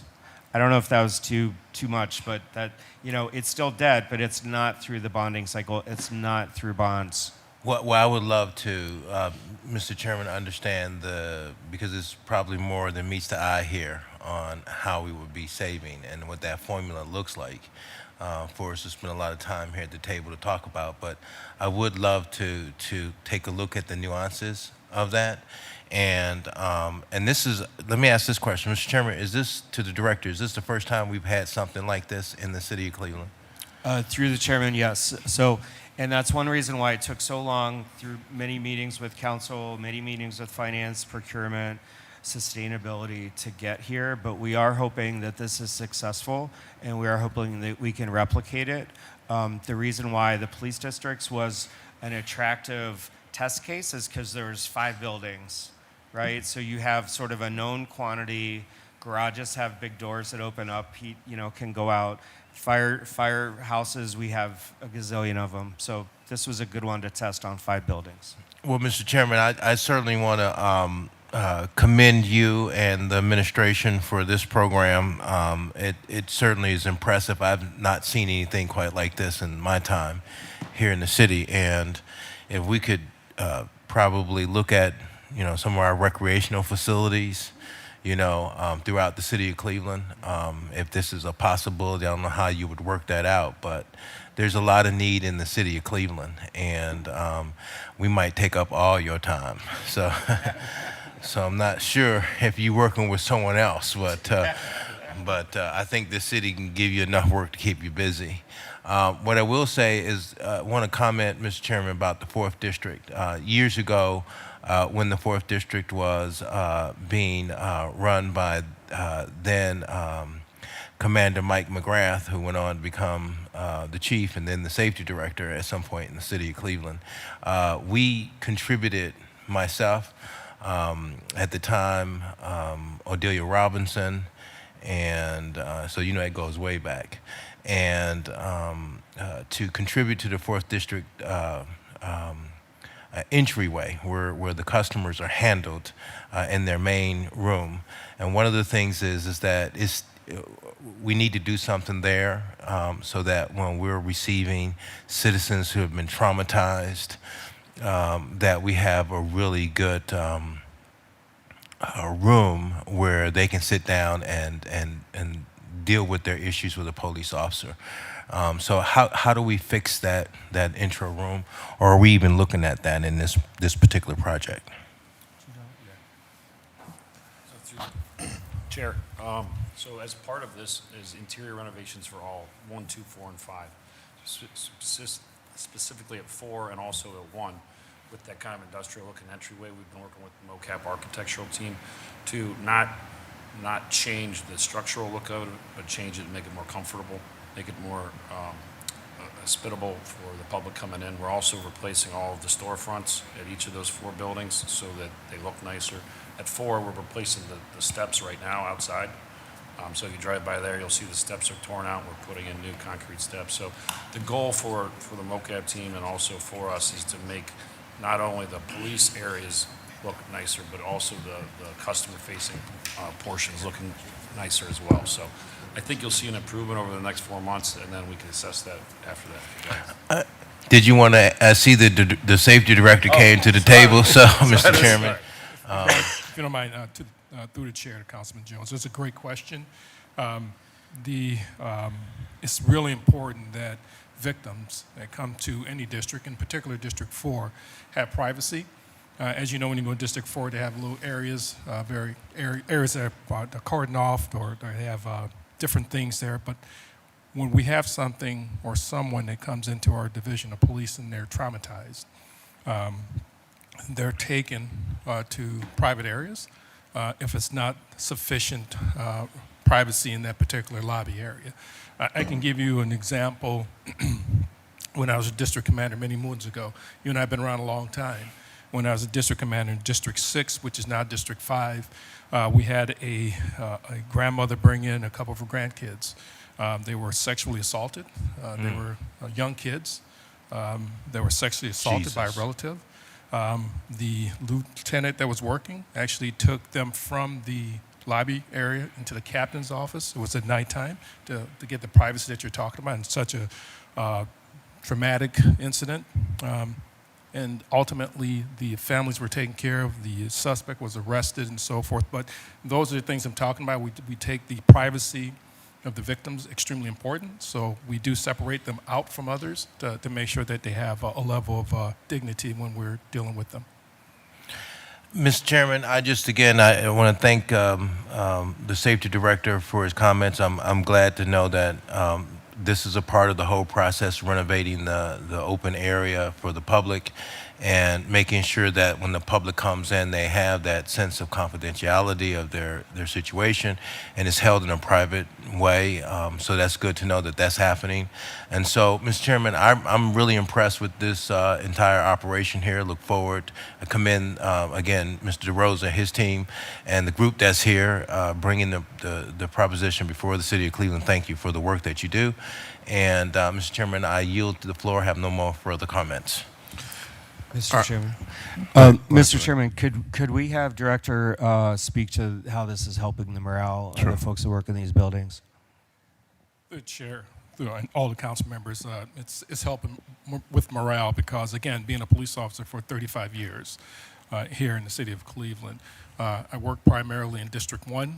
District 1 was my home, but again, with my 35 years, I visited every single police district and other facilities that we have. And let's be honest, they were not in the best condition. I mean, that's just the reality of it. The furnace didn't work on a regular basis in a lot of these little districts and so forth. So now having Leopardo doing the work that they're doing, and by the way, doing excellent work, thank you so much, for the districts. It's extremely impressive to see the districts, the 4th district, and how it looks on the exterior and the things that they're doing on the interior as well. That helps our officers. It helps our officers feel valued when the city is investing in the repair of the districts because they spend a lot of time in those facilities. So knowing that the city cares about them, investing over $21 million in all 5 police districts speaks volumes for our officers and helps with obviously their morale. Also helps us with the recruitment. When we have officers who are happy to come to work, knowing that the city values them by the investment that they're putting into the officers, now in the facilities and so forth, the officers are more inclined to say, hey, the city cares about us. They're paying us well, which we are doing. The City of Cleveland's administration is paying our officers well. The facilities now are coming up to par, so that helps our officers to recruit individuals. And by the way, the best recruiters are our officers. They're our best recruiters. We can spend millions of dollars on, trying to get folks to come in, advertisement, but the best recruiters are police officers. And from the implementation of Leopardo and having them doing what they're doing through the subcontractors, obviously, and contractors to improve the conditions of these districts, that's helping our officers with their morale and also our recruitment efforts.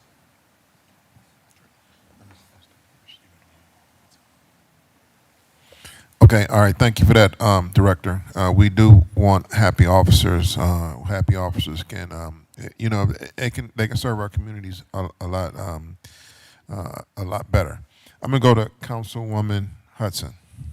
Thank you, Mr. Chair. I just, to follow up on what my colleague, Councilman Joe Jones and the Safety Director said, I absolutely commend you on this work, which was, very necessary, and, a lot of delayed improvements to these police stations. And something I heard about previously, the updates to the HVAC in particular were very, very needed, and I can understand how happy the officers are about that. I'd heard stories about officers in the summertime having to, write reports and do things in their vehicles, because that's the only place where they had air conditioning. And I'm sure that it does help tremendously with morale and just with their overall attitude towards interacting with the public. So thank you for your work, and I'm excited to see all of these changes. All right, thank you, Councilwoman. Next, I'm going to go to Councilman Casey. Thank you, Mr. Chairman. Just some of the feedback I've gotten from the first district. They've been great and respectful. Everything has been done as said. They're doing a great job. Thank you very much. So to Leopardo, Mr. Chairman, thank you very much. You guys have been able to accomplish something that the administration would have never been able to accomplish on their own. Being 5 police buildings in a year and a half time is a major accomplishment, right? And it would have taken, admittedly, a long time to get that done. That being said, Mr. Chairman, to the Director, I'm not really sure, and again, I was for the legislation and everything, but I'm not really sure about our savings, right? So our savings compared to what? So we budgeted something, right? We're not going to have to pay that budgeted amount, which then looks at the savings, correct? Through the chairman of the councilman, yes. So if you think about how the city budgets its operating expenses, it budgets, if you think about the things listed, it budgets a certain amount for telecom, a certain amount for uniforms, a certain amount to pay the electric bills and whatnot. So we have a baseline from which to compare, after all this work is done, what our new realities of operating costs related to the police are.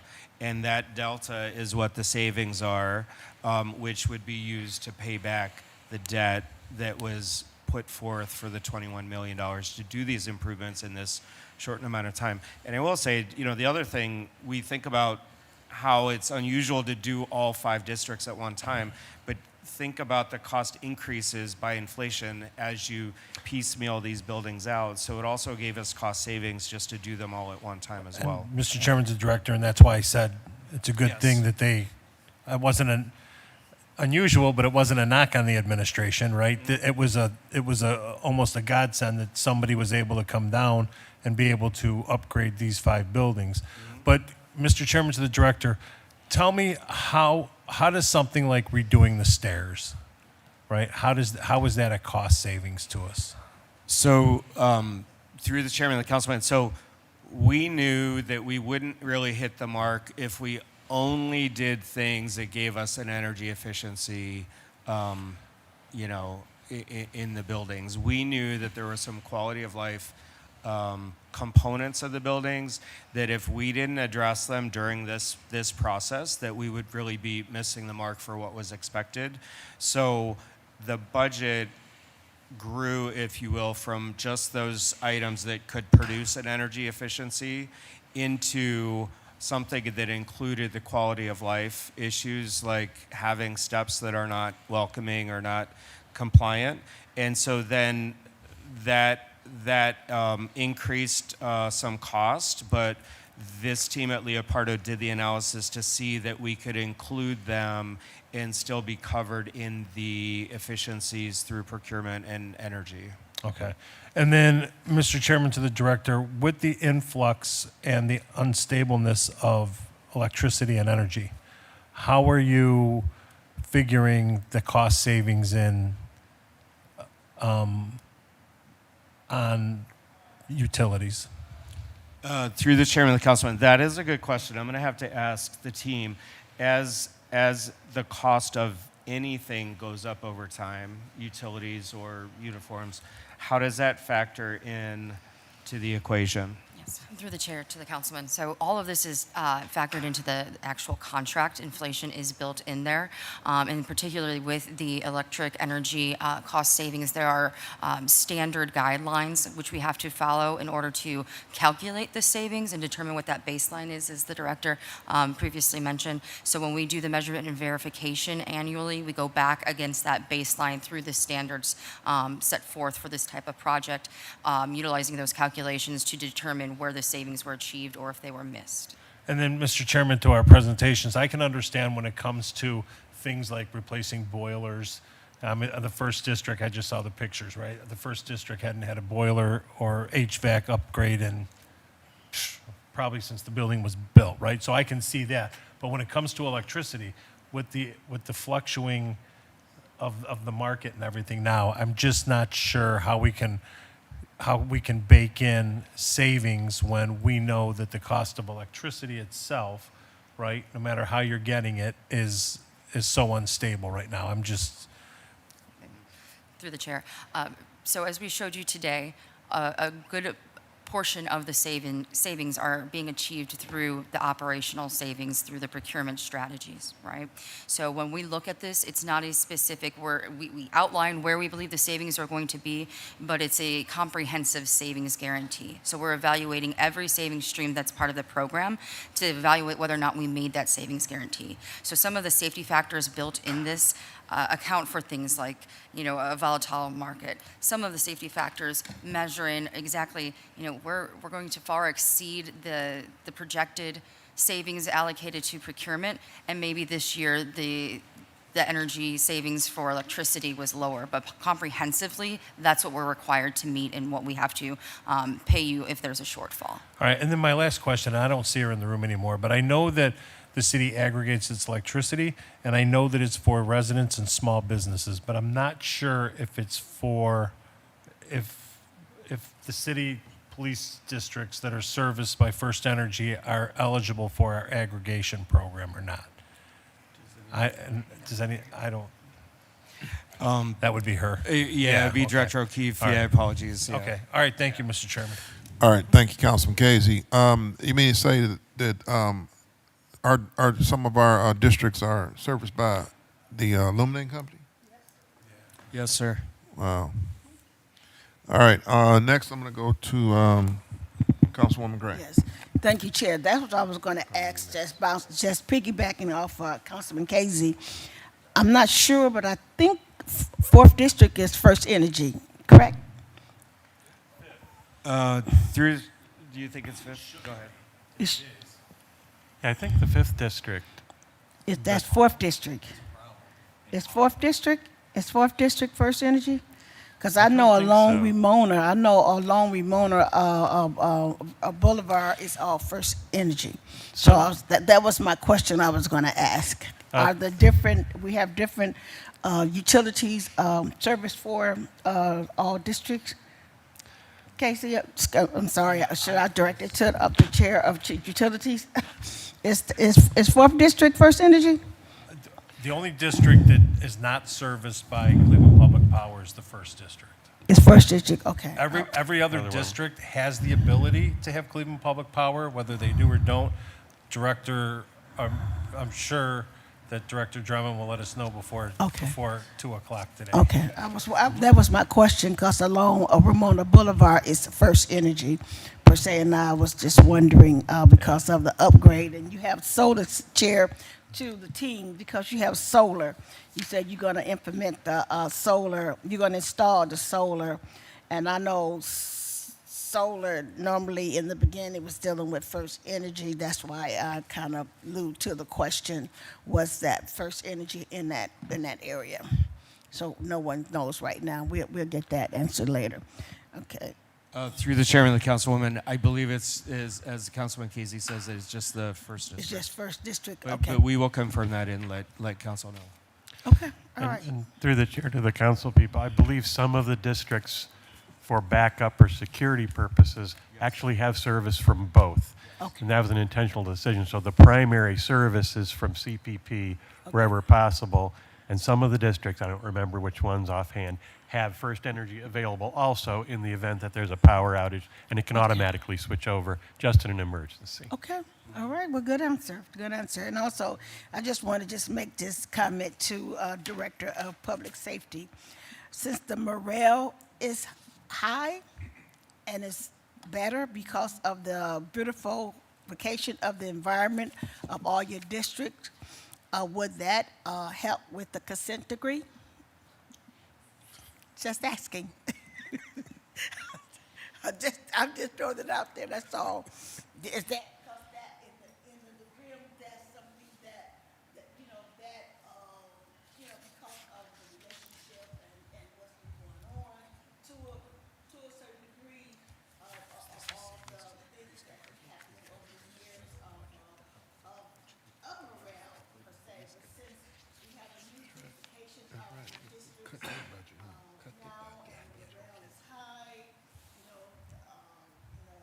that can also relate to service and relationship to our residents in the community, and also assisting with service of your officers.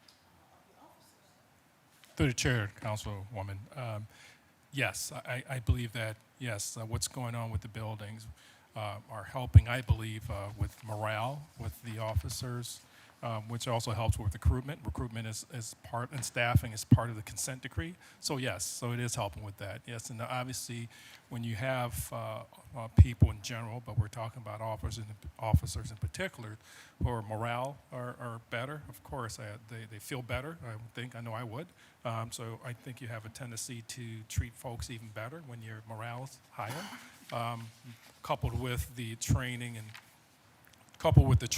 that the officers are getting, the accountability measures and so forth that we have here in Division of Police. And ultimately, the officers that we have now are dedicated. They're committed to providing the best possible service to our community, our residents. Mm-hmm. Yeah, and I want to just piggyback on you that, because I go to, I have a very close relationship with the 4th District officers. I'm out there all the time running into them. I'm just saying that the attitude is much better and calmer. They are always at every community meeting that I have. Your officers always attend, whether it's the Acting Commander Shaw or Harder or Jones or Lieutenant Lamb. They are always at the meetings, and they are upbeat, very relatable. They answer questions. I don't, because that is safety, and even attending the safety meetings at 4th District. Like we got one coming up just this week. It's just a whole attitude and a relationship with residents in the meeting is joyful, it's comfortable, it's laughable sometimes, and just era in the entire room is fantastic. So I'm just saying that just over time we were able to see the comfortness with the officers now. in the community, because I run into them all the time, and I just feel better about their presence. So if the environment of the building made a difference, per se, I congratulate you on that. So just giving you my feedback Through the chair, on that. Councilwoman, that's, I think that's part of it. There's a multitude of different things, but that's part of it as well. And again, their morale is higher. I would say the vast majority of them, but the 4th District as well as the 1st through the 5th District, the officers again are doing a really good job. In particular, the 4th District Commander Sean Smith, he's actually now, he was appointed the commander last week.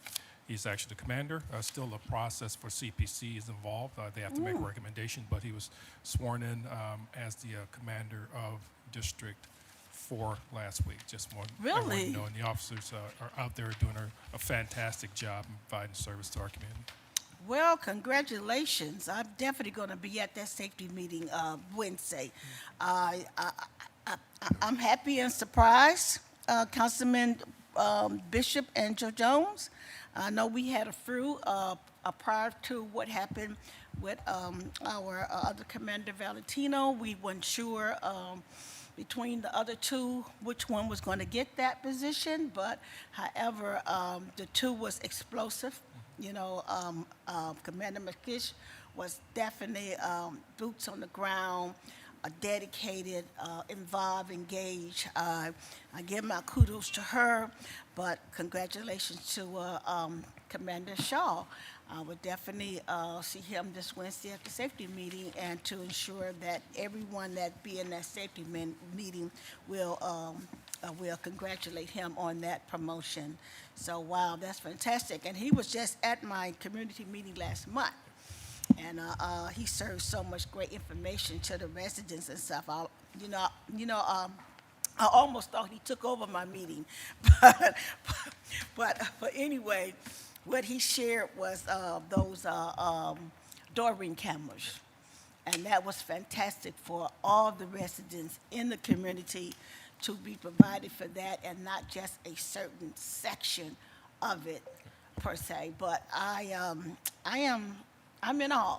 So I will see him this Wednesday at the safety meeting. Yeah, and I we're hope my two colleagues try to make it there. Thank you. We're very excited about what Sean, Commander Smith, is going to do out there. And also, to follow up on a previous question, all of the districts are serviced by CPP. I just want to, all the districts are. Okay, all right, thank you. And then also one last thing, Chair, Bishop, the safety meeting going to be at the Holy Church. The church on 131st. All right. Okay, we'll talk later on. All right, Councilman Harsh. Thank you, Mr. Chair. Just one last thing that came to my attention. This year, when we did the budget through the chair to the safety director, we claimed a $2 million savings from the police department on telephone exchange savings. It was in the budget this year as a $2 million savings. Through the chair, was that half of the $4 million that's being reported to us today? Mr. Chairman, I'm going to say no, because these folks were just doing their analysis. We wouldn't have realized any savings in time for it to be reflected in this year's budget, which is really finished like at the end of last year. So, okay, then we'll straighten out that out. Okay, thank you. All right, thank you, Councilman Harsh. Next, I'm going to go to Councilman Polensik. Thank you. Thank you, Mr. Chairman, and to the directors that are here, and to the folks from Leopardo. I'm sorry I had to step out for another meeting. But as the chairman knows, and because he and I spoke about this, both of us had some reservations about this to begin with, because this was a completely different approach than what has been taken in the past. And so it was through, I guess, the persuasion and the of Director DeRosa and the finance director that we bought into this. And so I hope, as a result of what has transpired here with this, that we now have derived the benefits that have been originally laid out to us in this whole proposal. My question, though, is this, and if it's been asked already, then I apologize, but we see the improvements that are made, and we know that these buildings were long overdue, as the chairman knows, because when we went in the 5th District, it was like sections of the 5th District had you send city inspectors and you could have shut the building down. That's how bad it was on the inside. So we know this was long overdue and we needed to do it. My question, though, is this going forward. Who's going to maintain the buildings? Because what we got into was kicking the can down the street for 40 years of unwillingness to address the issues. And it's been it's been my opinion, and I think it's shared by a lot of people around here, that Commissioner Nagel, they don't have enough people.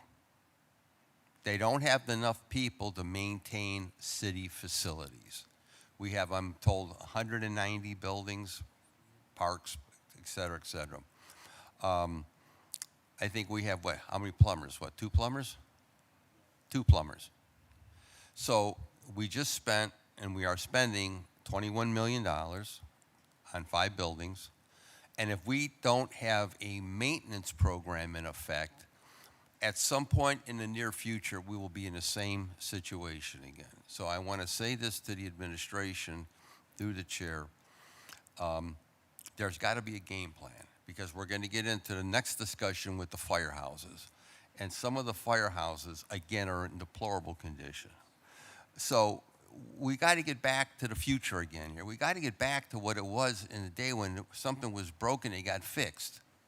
We had the people, we had the plumbers, we had the carpenters, we had electricians, we had everybody in place. And then somehow that all vanished. And now we have to go out for more and more private contractors. We have to go out in emergency situations. So I'm appreciative of the work that's been done, and I appreciate the role that the chairperson, Councilman Bishop, is taken on this issue. And the help that he's given me, because as the director knows, I constantly bring up this issue about the maintenance of the buildings. I expect our buildings to look as better than anybody, because if the city buildings look deplorable, what message are you sending out here in the community? You know, I want the message sent that we're going to maintain our buildings, we're going to provide good, clean, safe working conditions for our people. And on that specific point, in this process here, did the locker rooms of the 5th District get repaired?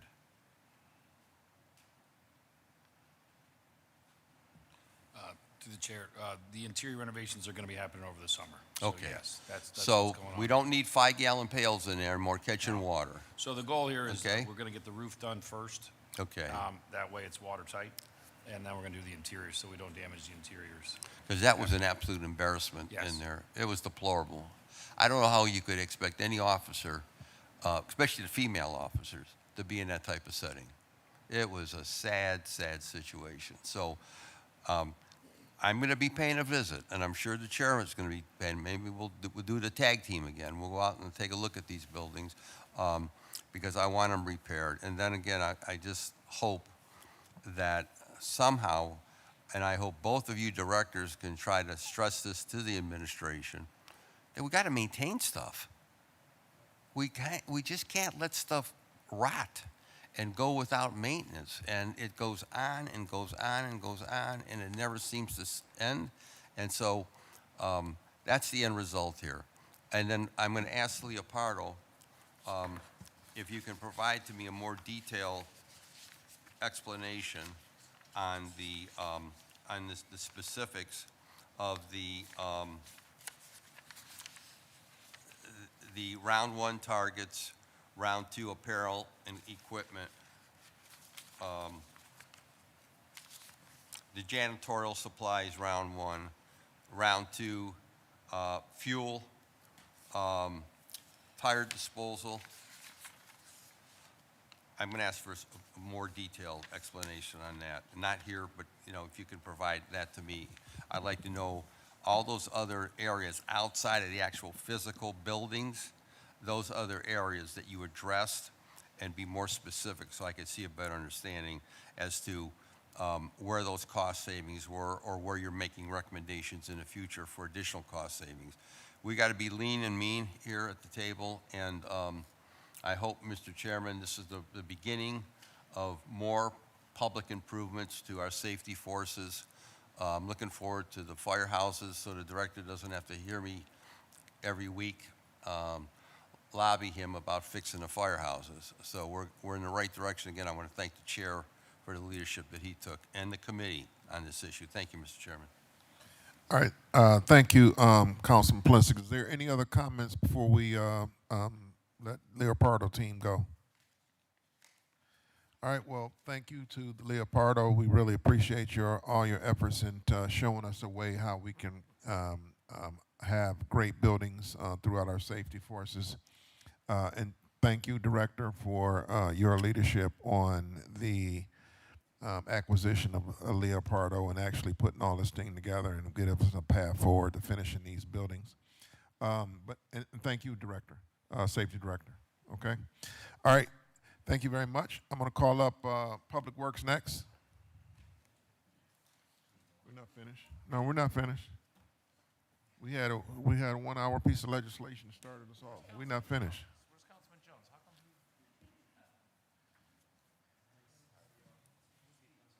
Okay.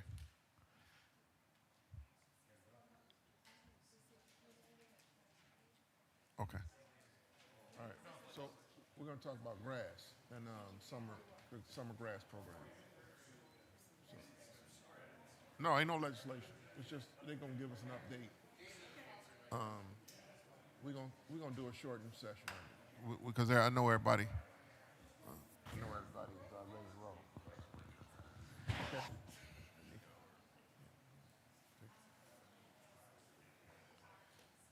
All right, Director.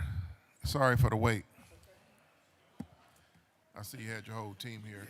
Yes. Say the best for last.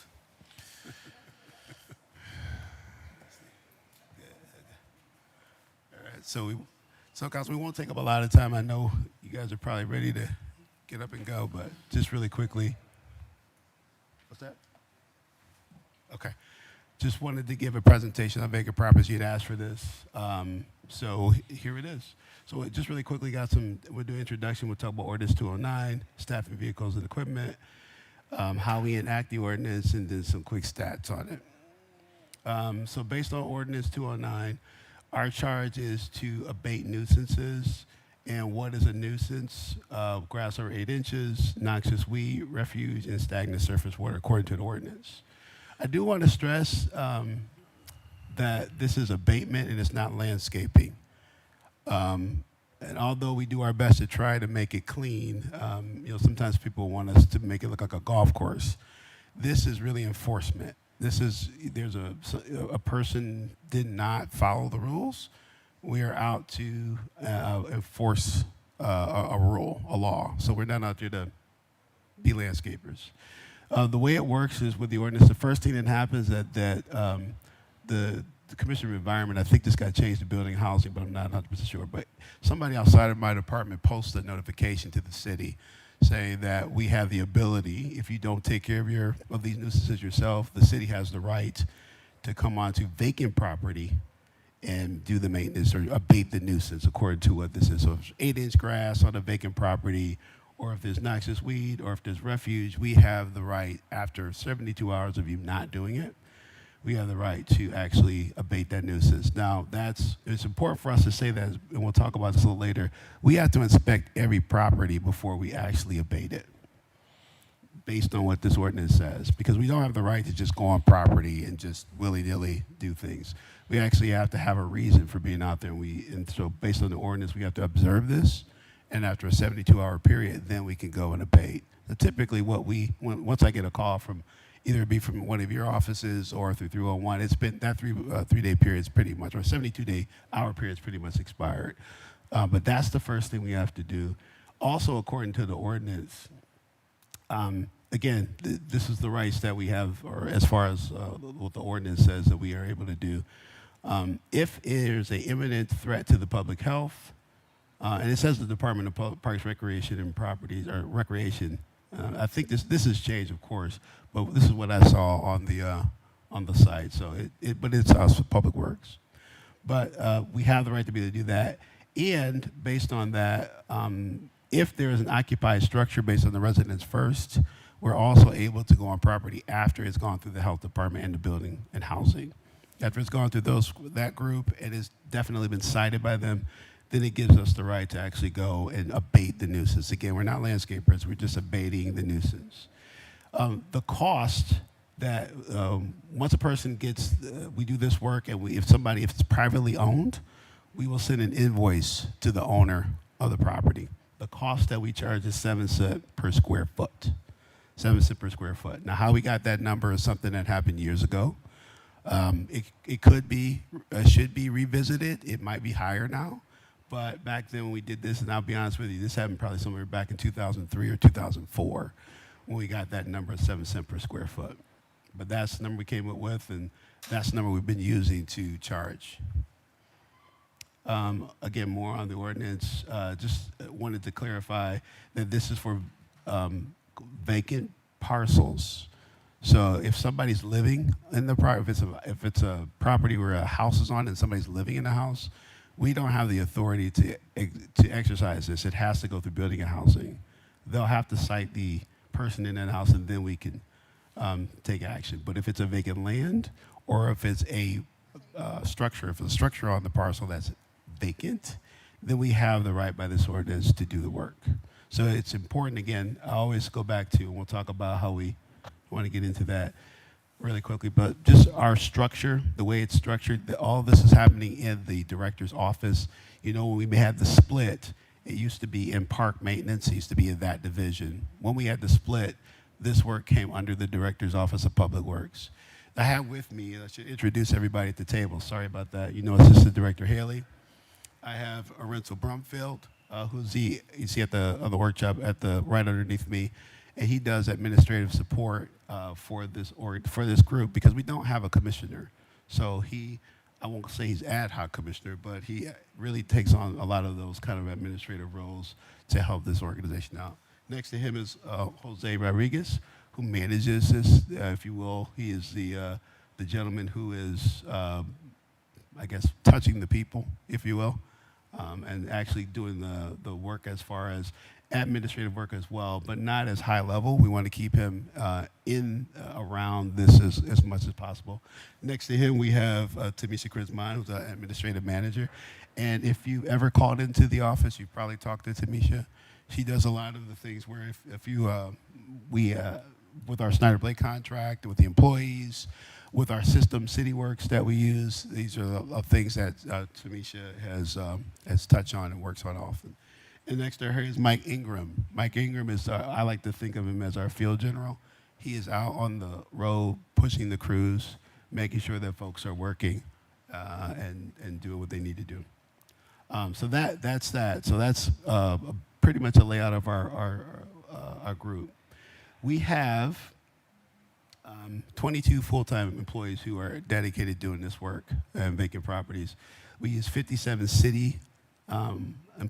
seasonal city employees, and we have 90, somewhere 90, could be a little bit more, a little less, of contractual. We would probably hear them call them Snyder Blake employees. All right, so that's kind of the lay of the land, the mix. And the reason why we do it that way is because this is really a seasonal program. So you rely a lot on seasonal employees to do that kind of work. When you get into the wintertime, it's not much for them to do. So this is why we try to keep this as a seasonal program. We have, as far as how we break those folks out, we segregate the work into crews. We call tractor drivers a crew. So one tractor driver we consider as a crew. We have city-managed two-person crews. So these are typically like the Snyder Blake folks, or it could be our seasonal folks. We put them together, put them in a truck, and they go out and they do detail work, and they work on vacant structures. And then we have contractor crews. Now, these are crews this is something new that happened recently, where we have an outside contractor where it's their people, their equipment, their everything, and they work alongside of us. And then we have war crews. These are crews that stay within the ward, and they do work inside the ward, typically under the direction of what the council person is looking for. Our equipment, we have about 47 tractors that are on the ground, about 47 tractor cutters. Now, those cutters are just as important as the tractor itself. And we can, if you have questions about that, I can let Mike and Jose talk a little bit more about how we use those cutters and what they mean to what we do. we have about 90 to 100 light and heavy vehicles. So that's pickup trucks. We have some waste packers. We have maybe a few other odds and kinds of vehicles that we use. And as far as landscaping equipment, I left a dash because we have tons of it. We have blowers, we have weed eaters and things like that. So we have lots of those, and they kind of come and go every year. Let's see what I want to add here. The way we break that up, we have 5 workstations throughout the city. Now, there are actually 4 locations. Brookside is the west side location, which is at John Nagy by the zoo. We have East 65th Street, which is between Central and Quincy. We have Humphrey Station, which is on Grovewood, correct? It's on Grovewood. And Dobbins. And Dobbins is broken into 2 areas, east and west. So that's how we have 5 stations, if you will, but 4 actual physical locations.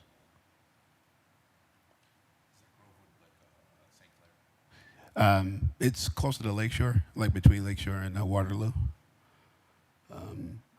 All right, so as I mentioned before, the first thing we have to get is the notification from, it comes from the, I believe the Assessments and Licenses actually publishes it, but it comes on behalf of the Commissioner of Health.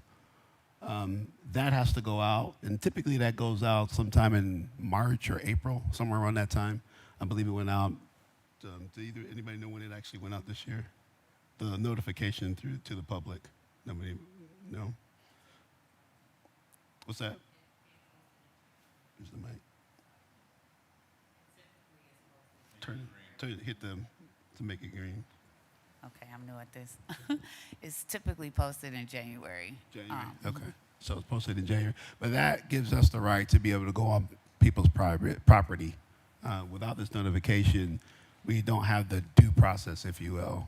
So this is what gives us the ability to be able to go out. So Director, that's posted in January. So how does that, so the health department goes out or the building and housing goes out and they violate, and they declare that property a nuisance, and then they go out and post on the property? No. What happens is this, I believe it's, I don't know if it's a web post. It used to be, the way we used to do it, we used to put it through the newspaper. So it was a public notice to the entire city. So how they do that now, it might be through the website, it might be, but it's a public notice to the entire city. It's a one and done kind of notice. And this is why it's important for us to do our inspections, because that one notice goes out, we have to, once we go out, we have to make sure that there was a violation that occurred. Okay, so but the notification I mentioned here is that first general one and done kind of the entire city. We're putting everybody on notice that we'll be out there to, if you don't cut your grass or if you don't take care of your vacant property, we will, and we'll charge you for it. Okay, so that's first. Once that happens, then we do inspections, and we are inspecting every day. We inspect the entire city. And in fact, I don't know, Jose, if you want to talk a little bit about our inspection process, how we get out, how we ride, how we inspect the entire city. Good morning, council members. So our inspectors go out, have begun going out to inspect all of the wards. Wards are broken down into what we consider subsections.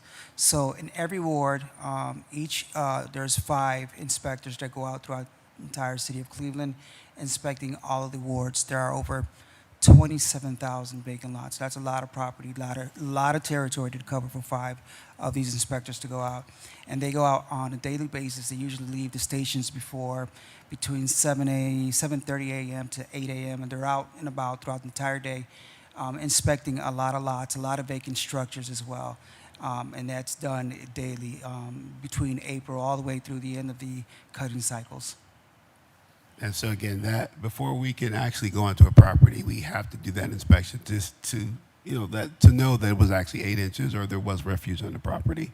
So that is, again, that happens every time we do a cycle. Those folks are out doing inspections before we do that cycle. Okay.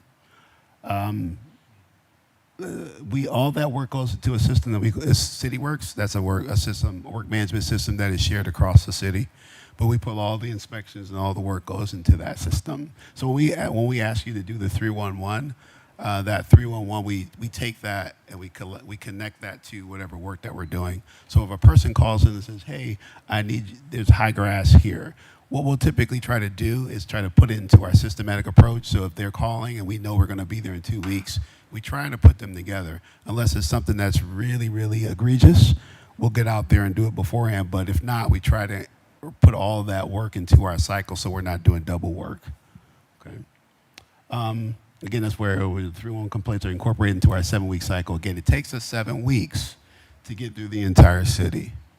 And when I say 7 weeks, I mean we use, and we'll talk a little bit about later about how we break up the work, but to be able to inspect and to cut and to remove all the debris and put a bow on it for the entire city, it takes us about 7 weeks given the staff that we have. Sometimes we can do it a little faster, but if the weather doesn't work with us and equipment doesn't work with us, we might do it slower. Our goal, we've done about 3.5, maybe 4 cycles a year. So it's anywhere between 3 and 4 cycles. So that means so we've gotten through the entire city 4 times. When we're doing good, going into October, right? If you got good weather and we can get into October, that's usually what happens. Okay, Director, so when did you start? Did you start the first cycle already? How long has been the first cycle? To the chair. We started today. Today's the 20th. Today's our official first day of our cutting program. And it's a 28-week program broken down into 4 cycles of 7 weeks. Okay, all right. So we're just getting underway. Yeah, so you may have seen some of us out cleaning. So we've been doing plea cleaning, I think, since beginning of April or something like that. I apologize. Yes, we started our soft clean program on the 13th of April. We began our soft clean program throughout the entire city of Cleveland. Our systematic approach. So the way we do it, and I'm going to let Mike talk a little bit about this. Mike, you got to get your mic here, but we break up the work into about 3 separate crews, or 3 separate functions, I should say. The first function is we send out these tractors to work on. They can do a lot of rough cuts. They can cover a lot of ground in a quick period of time. So we send out the tractors as a function, for a set of crews, if you will. After them, we will have detail crews, or what we call them hand crews, but they actually work on the detail. So after the tractors have gone, they work along the fence line and those kind of things. And they also address the vacant structures. So you typically can't have tractors going in backyards and those things. So the tractors can do what they can, but you'll have these crews, right, following doing the detail work and doing the vacant structure work. And then finally, we have another set of people that come up and pick up if we have trash bags or waste along the way. We have a set of folks that do that. So Michael wants you to kind of get into how we break that out throughout the city. Make sure you turn your mic on. Good morning. Yes, initially we have the tractors go through and they'll make all your tractor cuts in your vacant lots. After the tractor crews come through, we have a trim crew come through. The trim crew are responsible for collecting debris, trimming us around the trees, the poles, and the back of the lots and on the sides of the lots as well. We also have more crews that just specifically focus on our vacant structures. They go behind the structures, they bring out debris that they can take in, as long as it's not illegal dumping. So huge things they can't bring out, they bring it out. They bring it to the front of the apron and they leave those things there. And our last process is the packer crew. The packer crew is a large packer truck, collects the debris, large things like couches, mattresses, those things they collect, as well as the bags that are left there as well. Chair, I have one question. Okay, go ahead. Go ahead, Councilman Gray. Yes. Your name again? Mike Ingram. I'm sorry. What's your name? Mike. Mike, Ingram. okay. I met the whole team a month ago. I just wanted to say it a little louder. Great team, great team. They really kind of spoiled me a little bit because I stayed over an hour. I did. But anyway, I just have a question to what you're saying, that one of the chair to Mike, one of your teams that come behind the tractor, how many days do that first team come behind the tractor to pick up the debris? Chair to Mike. In a perfect world, we would say 4 to 5 days. Like while we're starting today, they're directly behind a tractor. We have to keep in mind that a tractor may be in a lot for maybe 2 to 3 minutes. If we're picking up debris and we're trimming out, it'll take a little longer. So we're traditionally behind them. I want to give it a week as possible, but there's so much debris this first cycle, it'll be hard to keep up and maintain. And the second team come behind the first team, how many days apart? Because you have two teams behind the tractor, then first team and second team. So tell me how many days each team come behind each other, Chair to Mike. There's going to be one team behind a tractor. Okay. There's one team following behind a tractor. And they are like, if we start today, they're directly behind a tractor, but this is almost impossible to keep up with that tractor if they're in a lot for 5 minutes. Right. And a team is there for 12, 15 minutes. So typically, they should be right behind them within a week's time. Okay. And as the season goes on, I couldn't promise that. Right. Okay, I understand that. It's just that since some of the residents are aware that a team come behind the tractor to pick up the debris, pick up the debris, those questions come to council all the time because they see that debris sitting after the tractor leaves. Yeah. Now, we don't have an answer just like you, but we get questions immediately after that tractor leave, and we can't say how much time. Sure. That's what I'm asking. If it's a week time, at least I can tell the residents, give it a week before that team come and pick up the debris. And Chair, my second question to Mike is this, and I already asked the director this question last year. We have vacant lots. The city have the vacant lots, but now when the vacant lots are cut, you have weeds and stems that grow in the vacant lots attached to homeowners' wooden fence or wire fence. They feel that it's not their responsibility to trim and cut those weeds and limbs off their fence if it's from the vacant lot. And I had a conversation with the director, because that's constant. Like right now, the lots are empty. That there's no grass growing. There's no weeds wrapped around someone's personal fence. Could someone go out there now in a vacant lot and cut all those weeds and stems that have not wrapped around someone's wooden fence or their wire fence?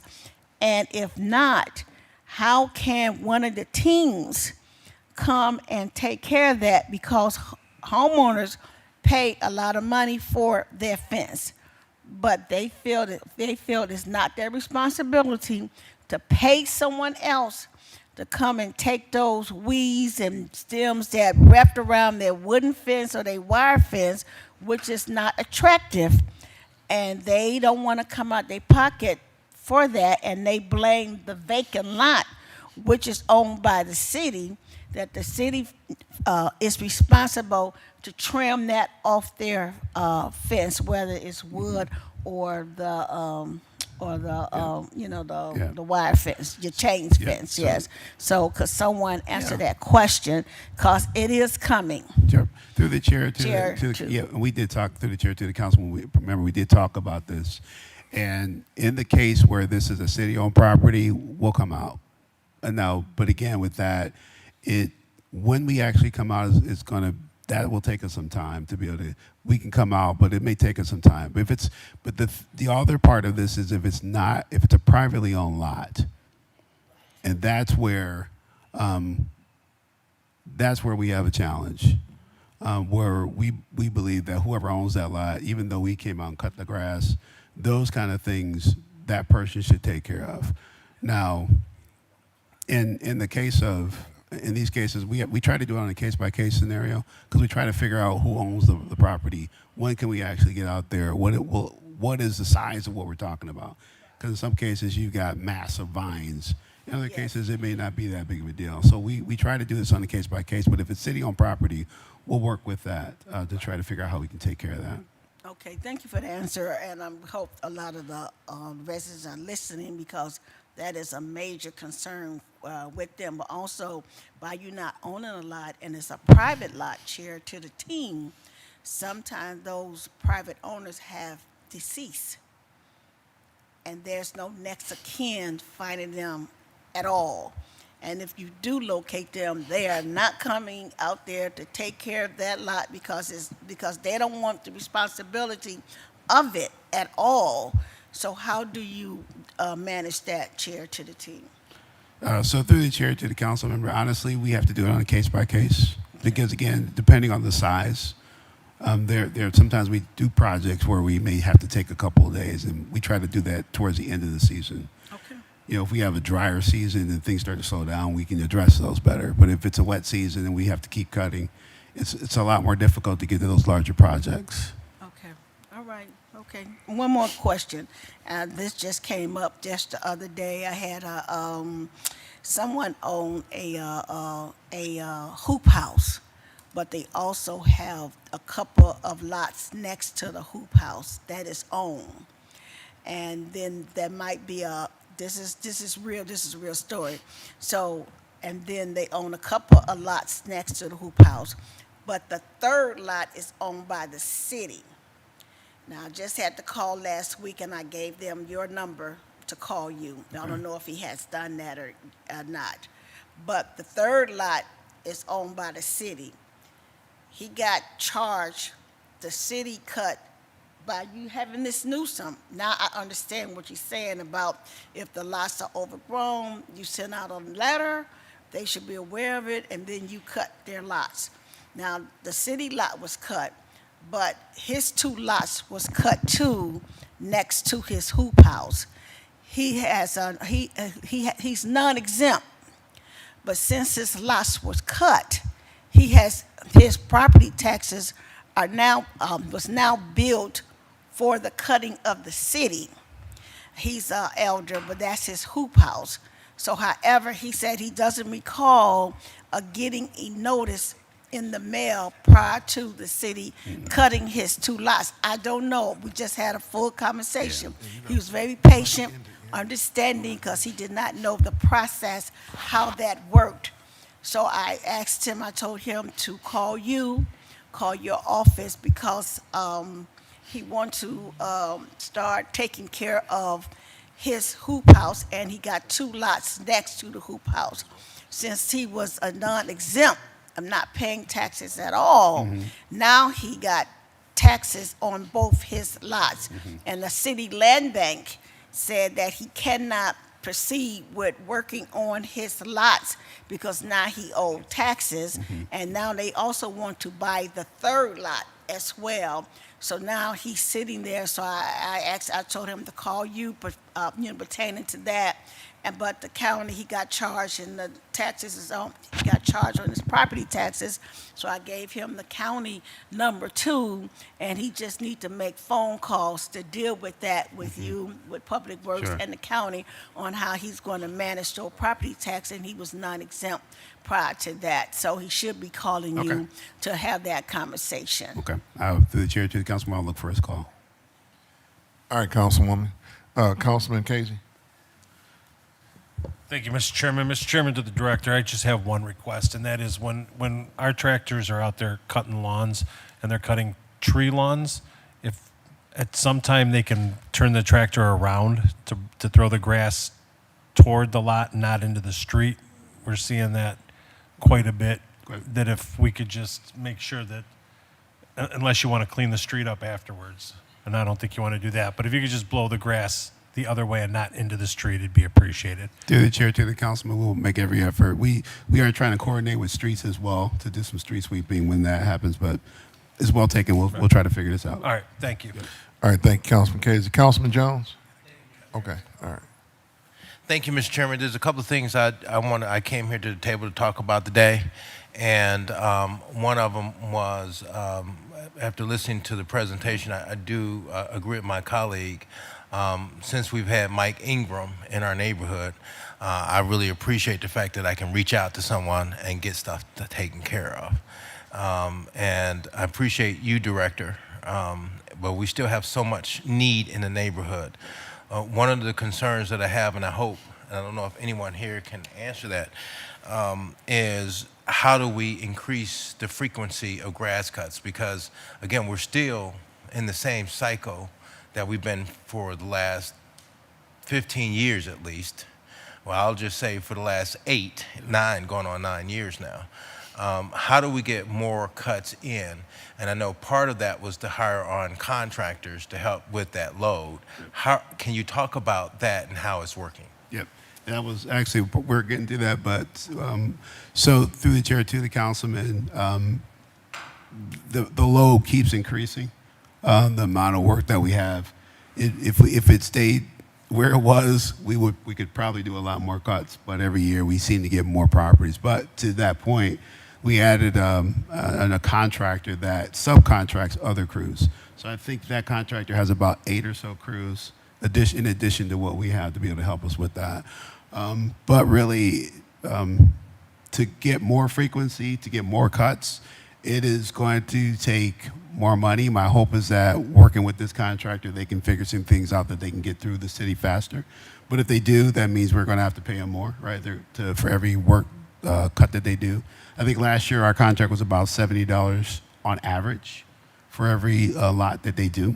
So if we want them to, if we want them to double what they do, we're going to have to double the amount of resources or amount of money that we pay out. What could I do? Because I don't know how many vacant lots and structures I have in my neighborhood. So I would like to do something. I don't know if I, add on to that contractor for our area.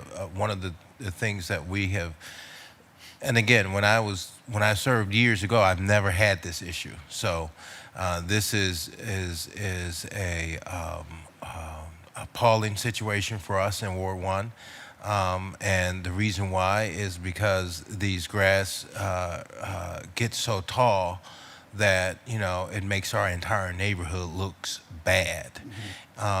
The other issue, Mr. Chairman, is, and then maybe we could sit down off the side and see what can be done specifically for my neighborhood, because I can't take on the entire city of Cleveland. I know I've been beating the table here, how we improve the program. And one of the issues that I have is when your people come and do cut the grass, they leave a mess. It's a horrible mess.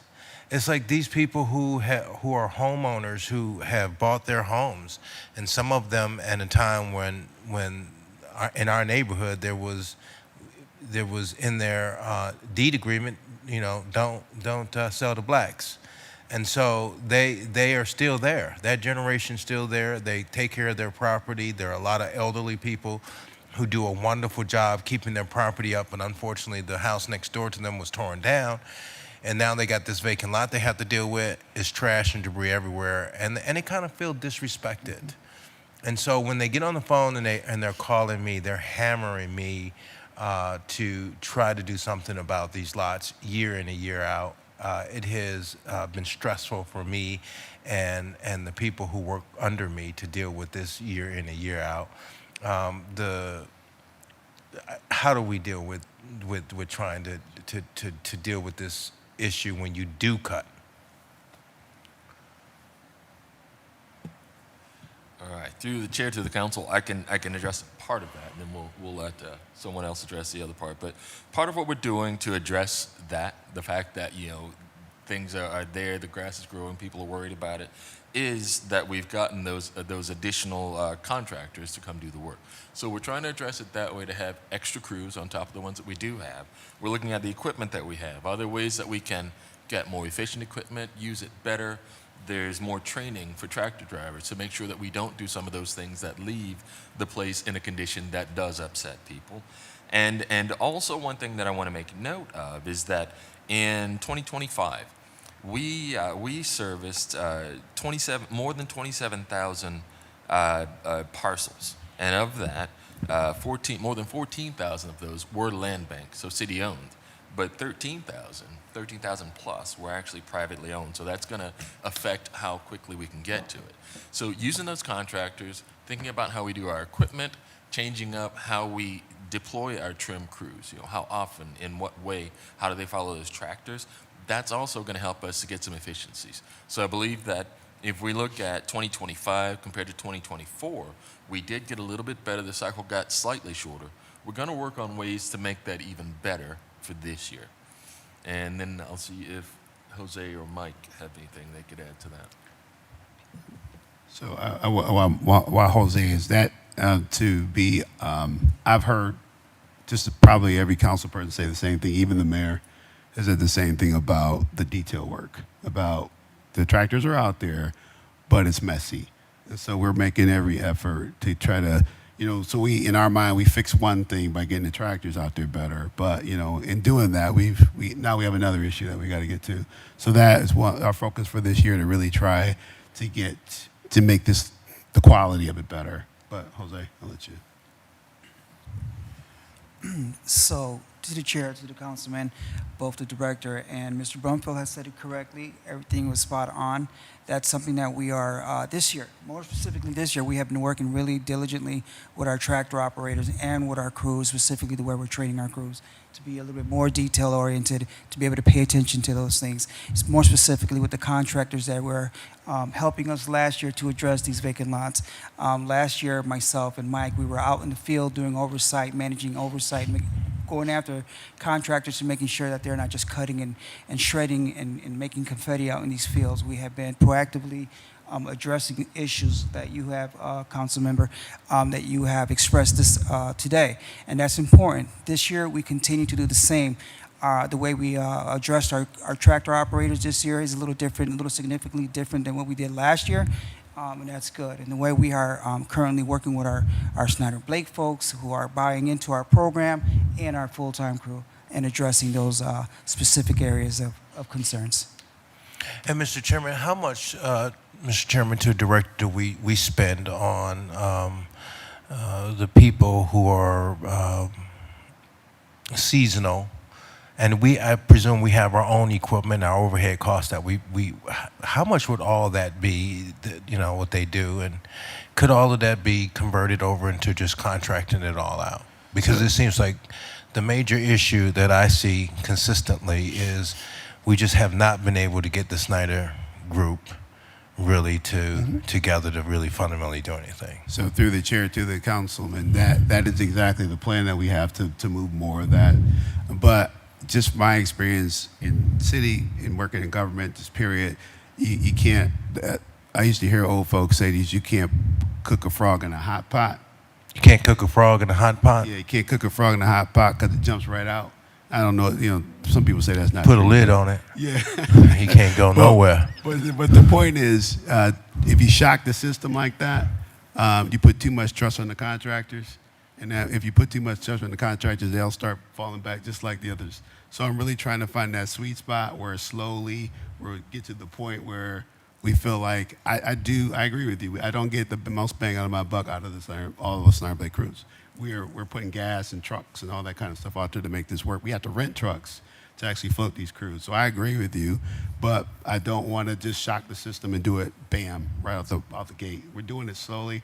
We actually this year, if you looked at our budget, we took some of that Snyder Blake money and we put it into our own seasonal people. So we are moving towards that way. We took some of that money when it was in the Snyder Blake contract, putting it towards these other contractors that'll be working. So we've been slowly getting there. My hope is eventually we can get there, but I really still have to test the waters with the contractors because people are people, right? Once they feel like they got an advantage, they may slip back a little. So I want to keep everybody honest. But we are moving that way, and I totally agree with you on that. Well, I think Mr. Chairman, it's a good direction. I have a different approach, than you. Sometimes you have to clean the whole shop out, and you don't play around with it because the reason being is because you have a handful that messes up for everybody else, and I've seen that in these type of systems. And so when I suggested that to you, there's a number of strategies, Mr. Chairman, to the director. I will follow your lead. I appreciate your leadership. that we could go in to fix the issue just like that. And for me, it's like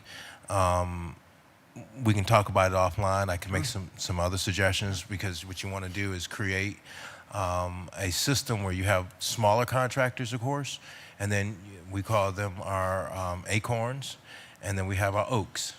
Those are the ones that are bigger contracts that can handle 2,500 cuts or 5,000 cuts each. So if you got two good, systems in place, that would handle the bulk of your stuff. And then you have the smaller ones as you're growing those up. And then, of course, you have, Mr. Chairman, in your contractual agreement, certain stipulations where the onuses and the liabilities are all upon the contractors. You don't have to worry about overhead costs. You don't have to worry about labor costs. You don't have to worry about contracts with Snyder and Blake. You have a system that's in place that you've managed it. You put it in a contract. You perfected it. And then you have 2 or 3 oak trees in that contract, and maybe about 15, 20 other smaller contractors. And then you have a system manager that manages all of that. You get something like that together, a team of about at least good 25 people that's administrating all of this, photos and everything like that, because you don't pay them until you can verify that they've fundamentally done the work. And so, Mr. Chairman, one of the things that I've seen in years past is you have those before shots, those after shots. So when it comes to situations like council members dealing with debris and everything all over the sidewalk and all over the streets, you guys have already resolved it because you've had your people check the photos. If the contractor hasn't done the work, then you don't pay them. And it's a part of the contract. If you don't do the work, you don't get paid.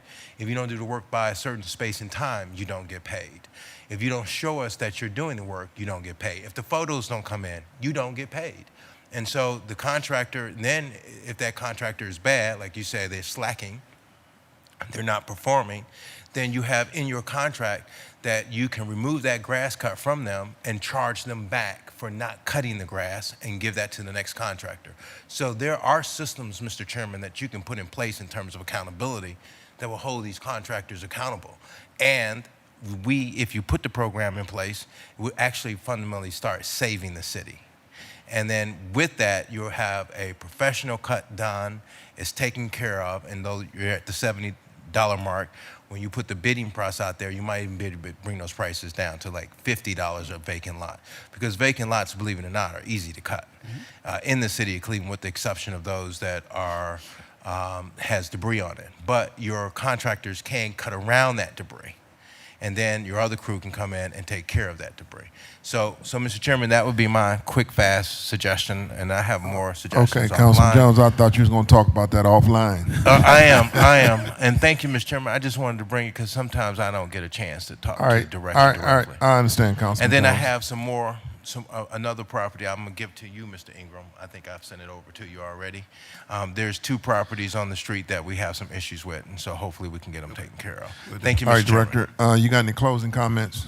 Just really quickly, Okay. a couple of last things, and I know we're pressed on time. Just wanted you to kind of see we have, for each ward, we break out the work by these, what we call subsections. Okay. So this is Ward 2. I figured I'd use Ward 2. And you can see all of Ward 2, we have, 18 subsections within Ward 2, and that's how we break out the work. Okay. Last thing I wanted to make sure you guys are aware, trees and vacant lots. I know that's a big deal for a lot of. It is a big deal. So we are out of the tree business, urban forestry. Anything with trees is urban forestry. So that you know, if you can pass it, we'll pass it along. We'll make sure that everybody knows. Now that we have a commissioner of urban forestry, we've been meeting with him a lot. We feel very comfortable about what he's going to do. So we've handed over all that work to him. So anything with a tree in a vacant lot, you'll be reaching out to Phil Joubert, who's the commissioner of urban forestry. What about the brush? The brush, that's the next piece. So brush, again, on city-owned property, we will address. Brush and bushes on privately owned property, again, that we have to handle a little differently. But we will, if it is a threat to the right-of-way or to public safety, we have the ability to address it. Okay. All right, Director, so I'm going to tell you this. We have, especially vacant houses on the corners. The brush grows over the sidewalk. And people can't walk on the sidewalk. They got to walk in the street. Yep. So a lot of corners, not just in my ward, just everybody's. Yep. So So you're saying you'll handle that? Yeah. So what I will say is the last piece, alleys. And Jose, I don't want to speak out of turn, but we have actually created an alley crew, so we may be able to use that alley crew to do that kind of work. I don't want to speak out of turn, but we have one crew now. We're trying to add a second crew to deal with those kind of special, unique issues, specifically alleys, though, because that's been a big problem for us. Okay. All right. All right. Thank you, Director. I want to thank your entire team, Mike, Timnisha, Mr. Rodriguez, Mr. Rumsfeld, and you're the new guy. What's your name? Assistant Director Haley. Okay, Assistant Director. All right. Any other closing comments? All right. Question pertaining to cutting the lots. When the tractor come and cut the lot, and it's not pleasing, attractive, as Councilman Joe Jones stated, when we tell the homeowner or the resident, call 311 and ask the tractor to come back. How long would that take? Because if it's unattractive and they feel it's raggedy and it's half cut, because we see them cutting, they cut and they move on, yes. But however, when they say, oh my goodness, it's unattractive, it has cut. So when they call for them to come back for that second cut, not in that 7-week cycle, how soon do they come back to cut that lot immediately with a second cut because it was left tacky, as we get callers such as? So through the chair to the council member, kind of with all the things we talked about, the detail work. Yes. So if it's a detail issue, you can always call that in. But as The reference number. yeah, we can always call it. But as Mike said, it's probably about 5 days or a week before we can get to it. Because if it's detail work, it's going to take us about that long to get to it. But you can always feel free to call it in if you feel it's just too egregious, and if we can try to get to it, we will. Okay. So sooner than the 5 days. Okay. Okay. All right. All right. Oh, go ahead. I would just add that level of what is unacceptable of it would have to be described, because a lot of times, as we said, there are 47 tractors to cut those 27,000 lots that we cut. So that might affect whether or not you can get a tractor there. It might be that a crew goes there and they might handle the thing, not a tractor coming back. Because of those 27,000 lots we serviced, they were serviced several times a year. So there were, 42,000 separate service visits last year to 27,000 different properties. So that's a big number to do with 47 tractors. So I would say it might not be a tractor, but we can address it if you call, let us know what it is, just to get people's heads in the right place so they'll know. All right, thank you, Councilman Jones. All right, I'm going to adjourn the Municipal Services and Properties Committee to the next call of the chair.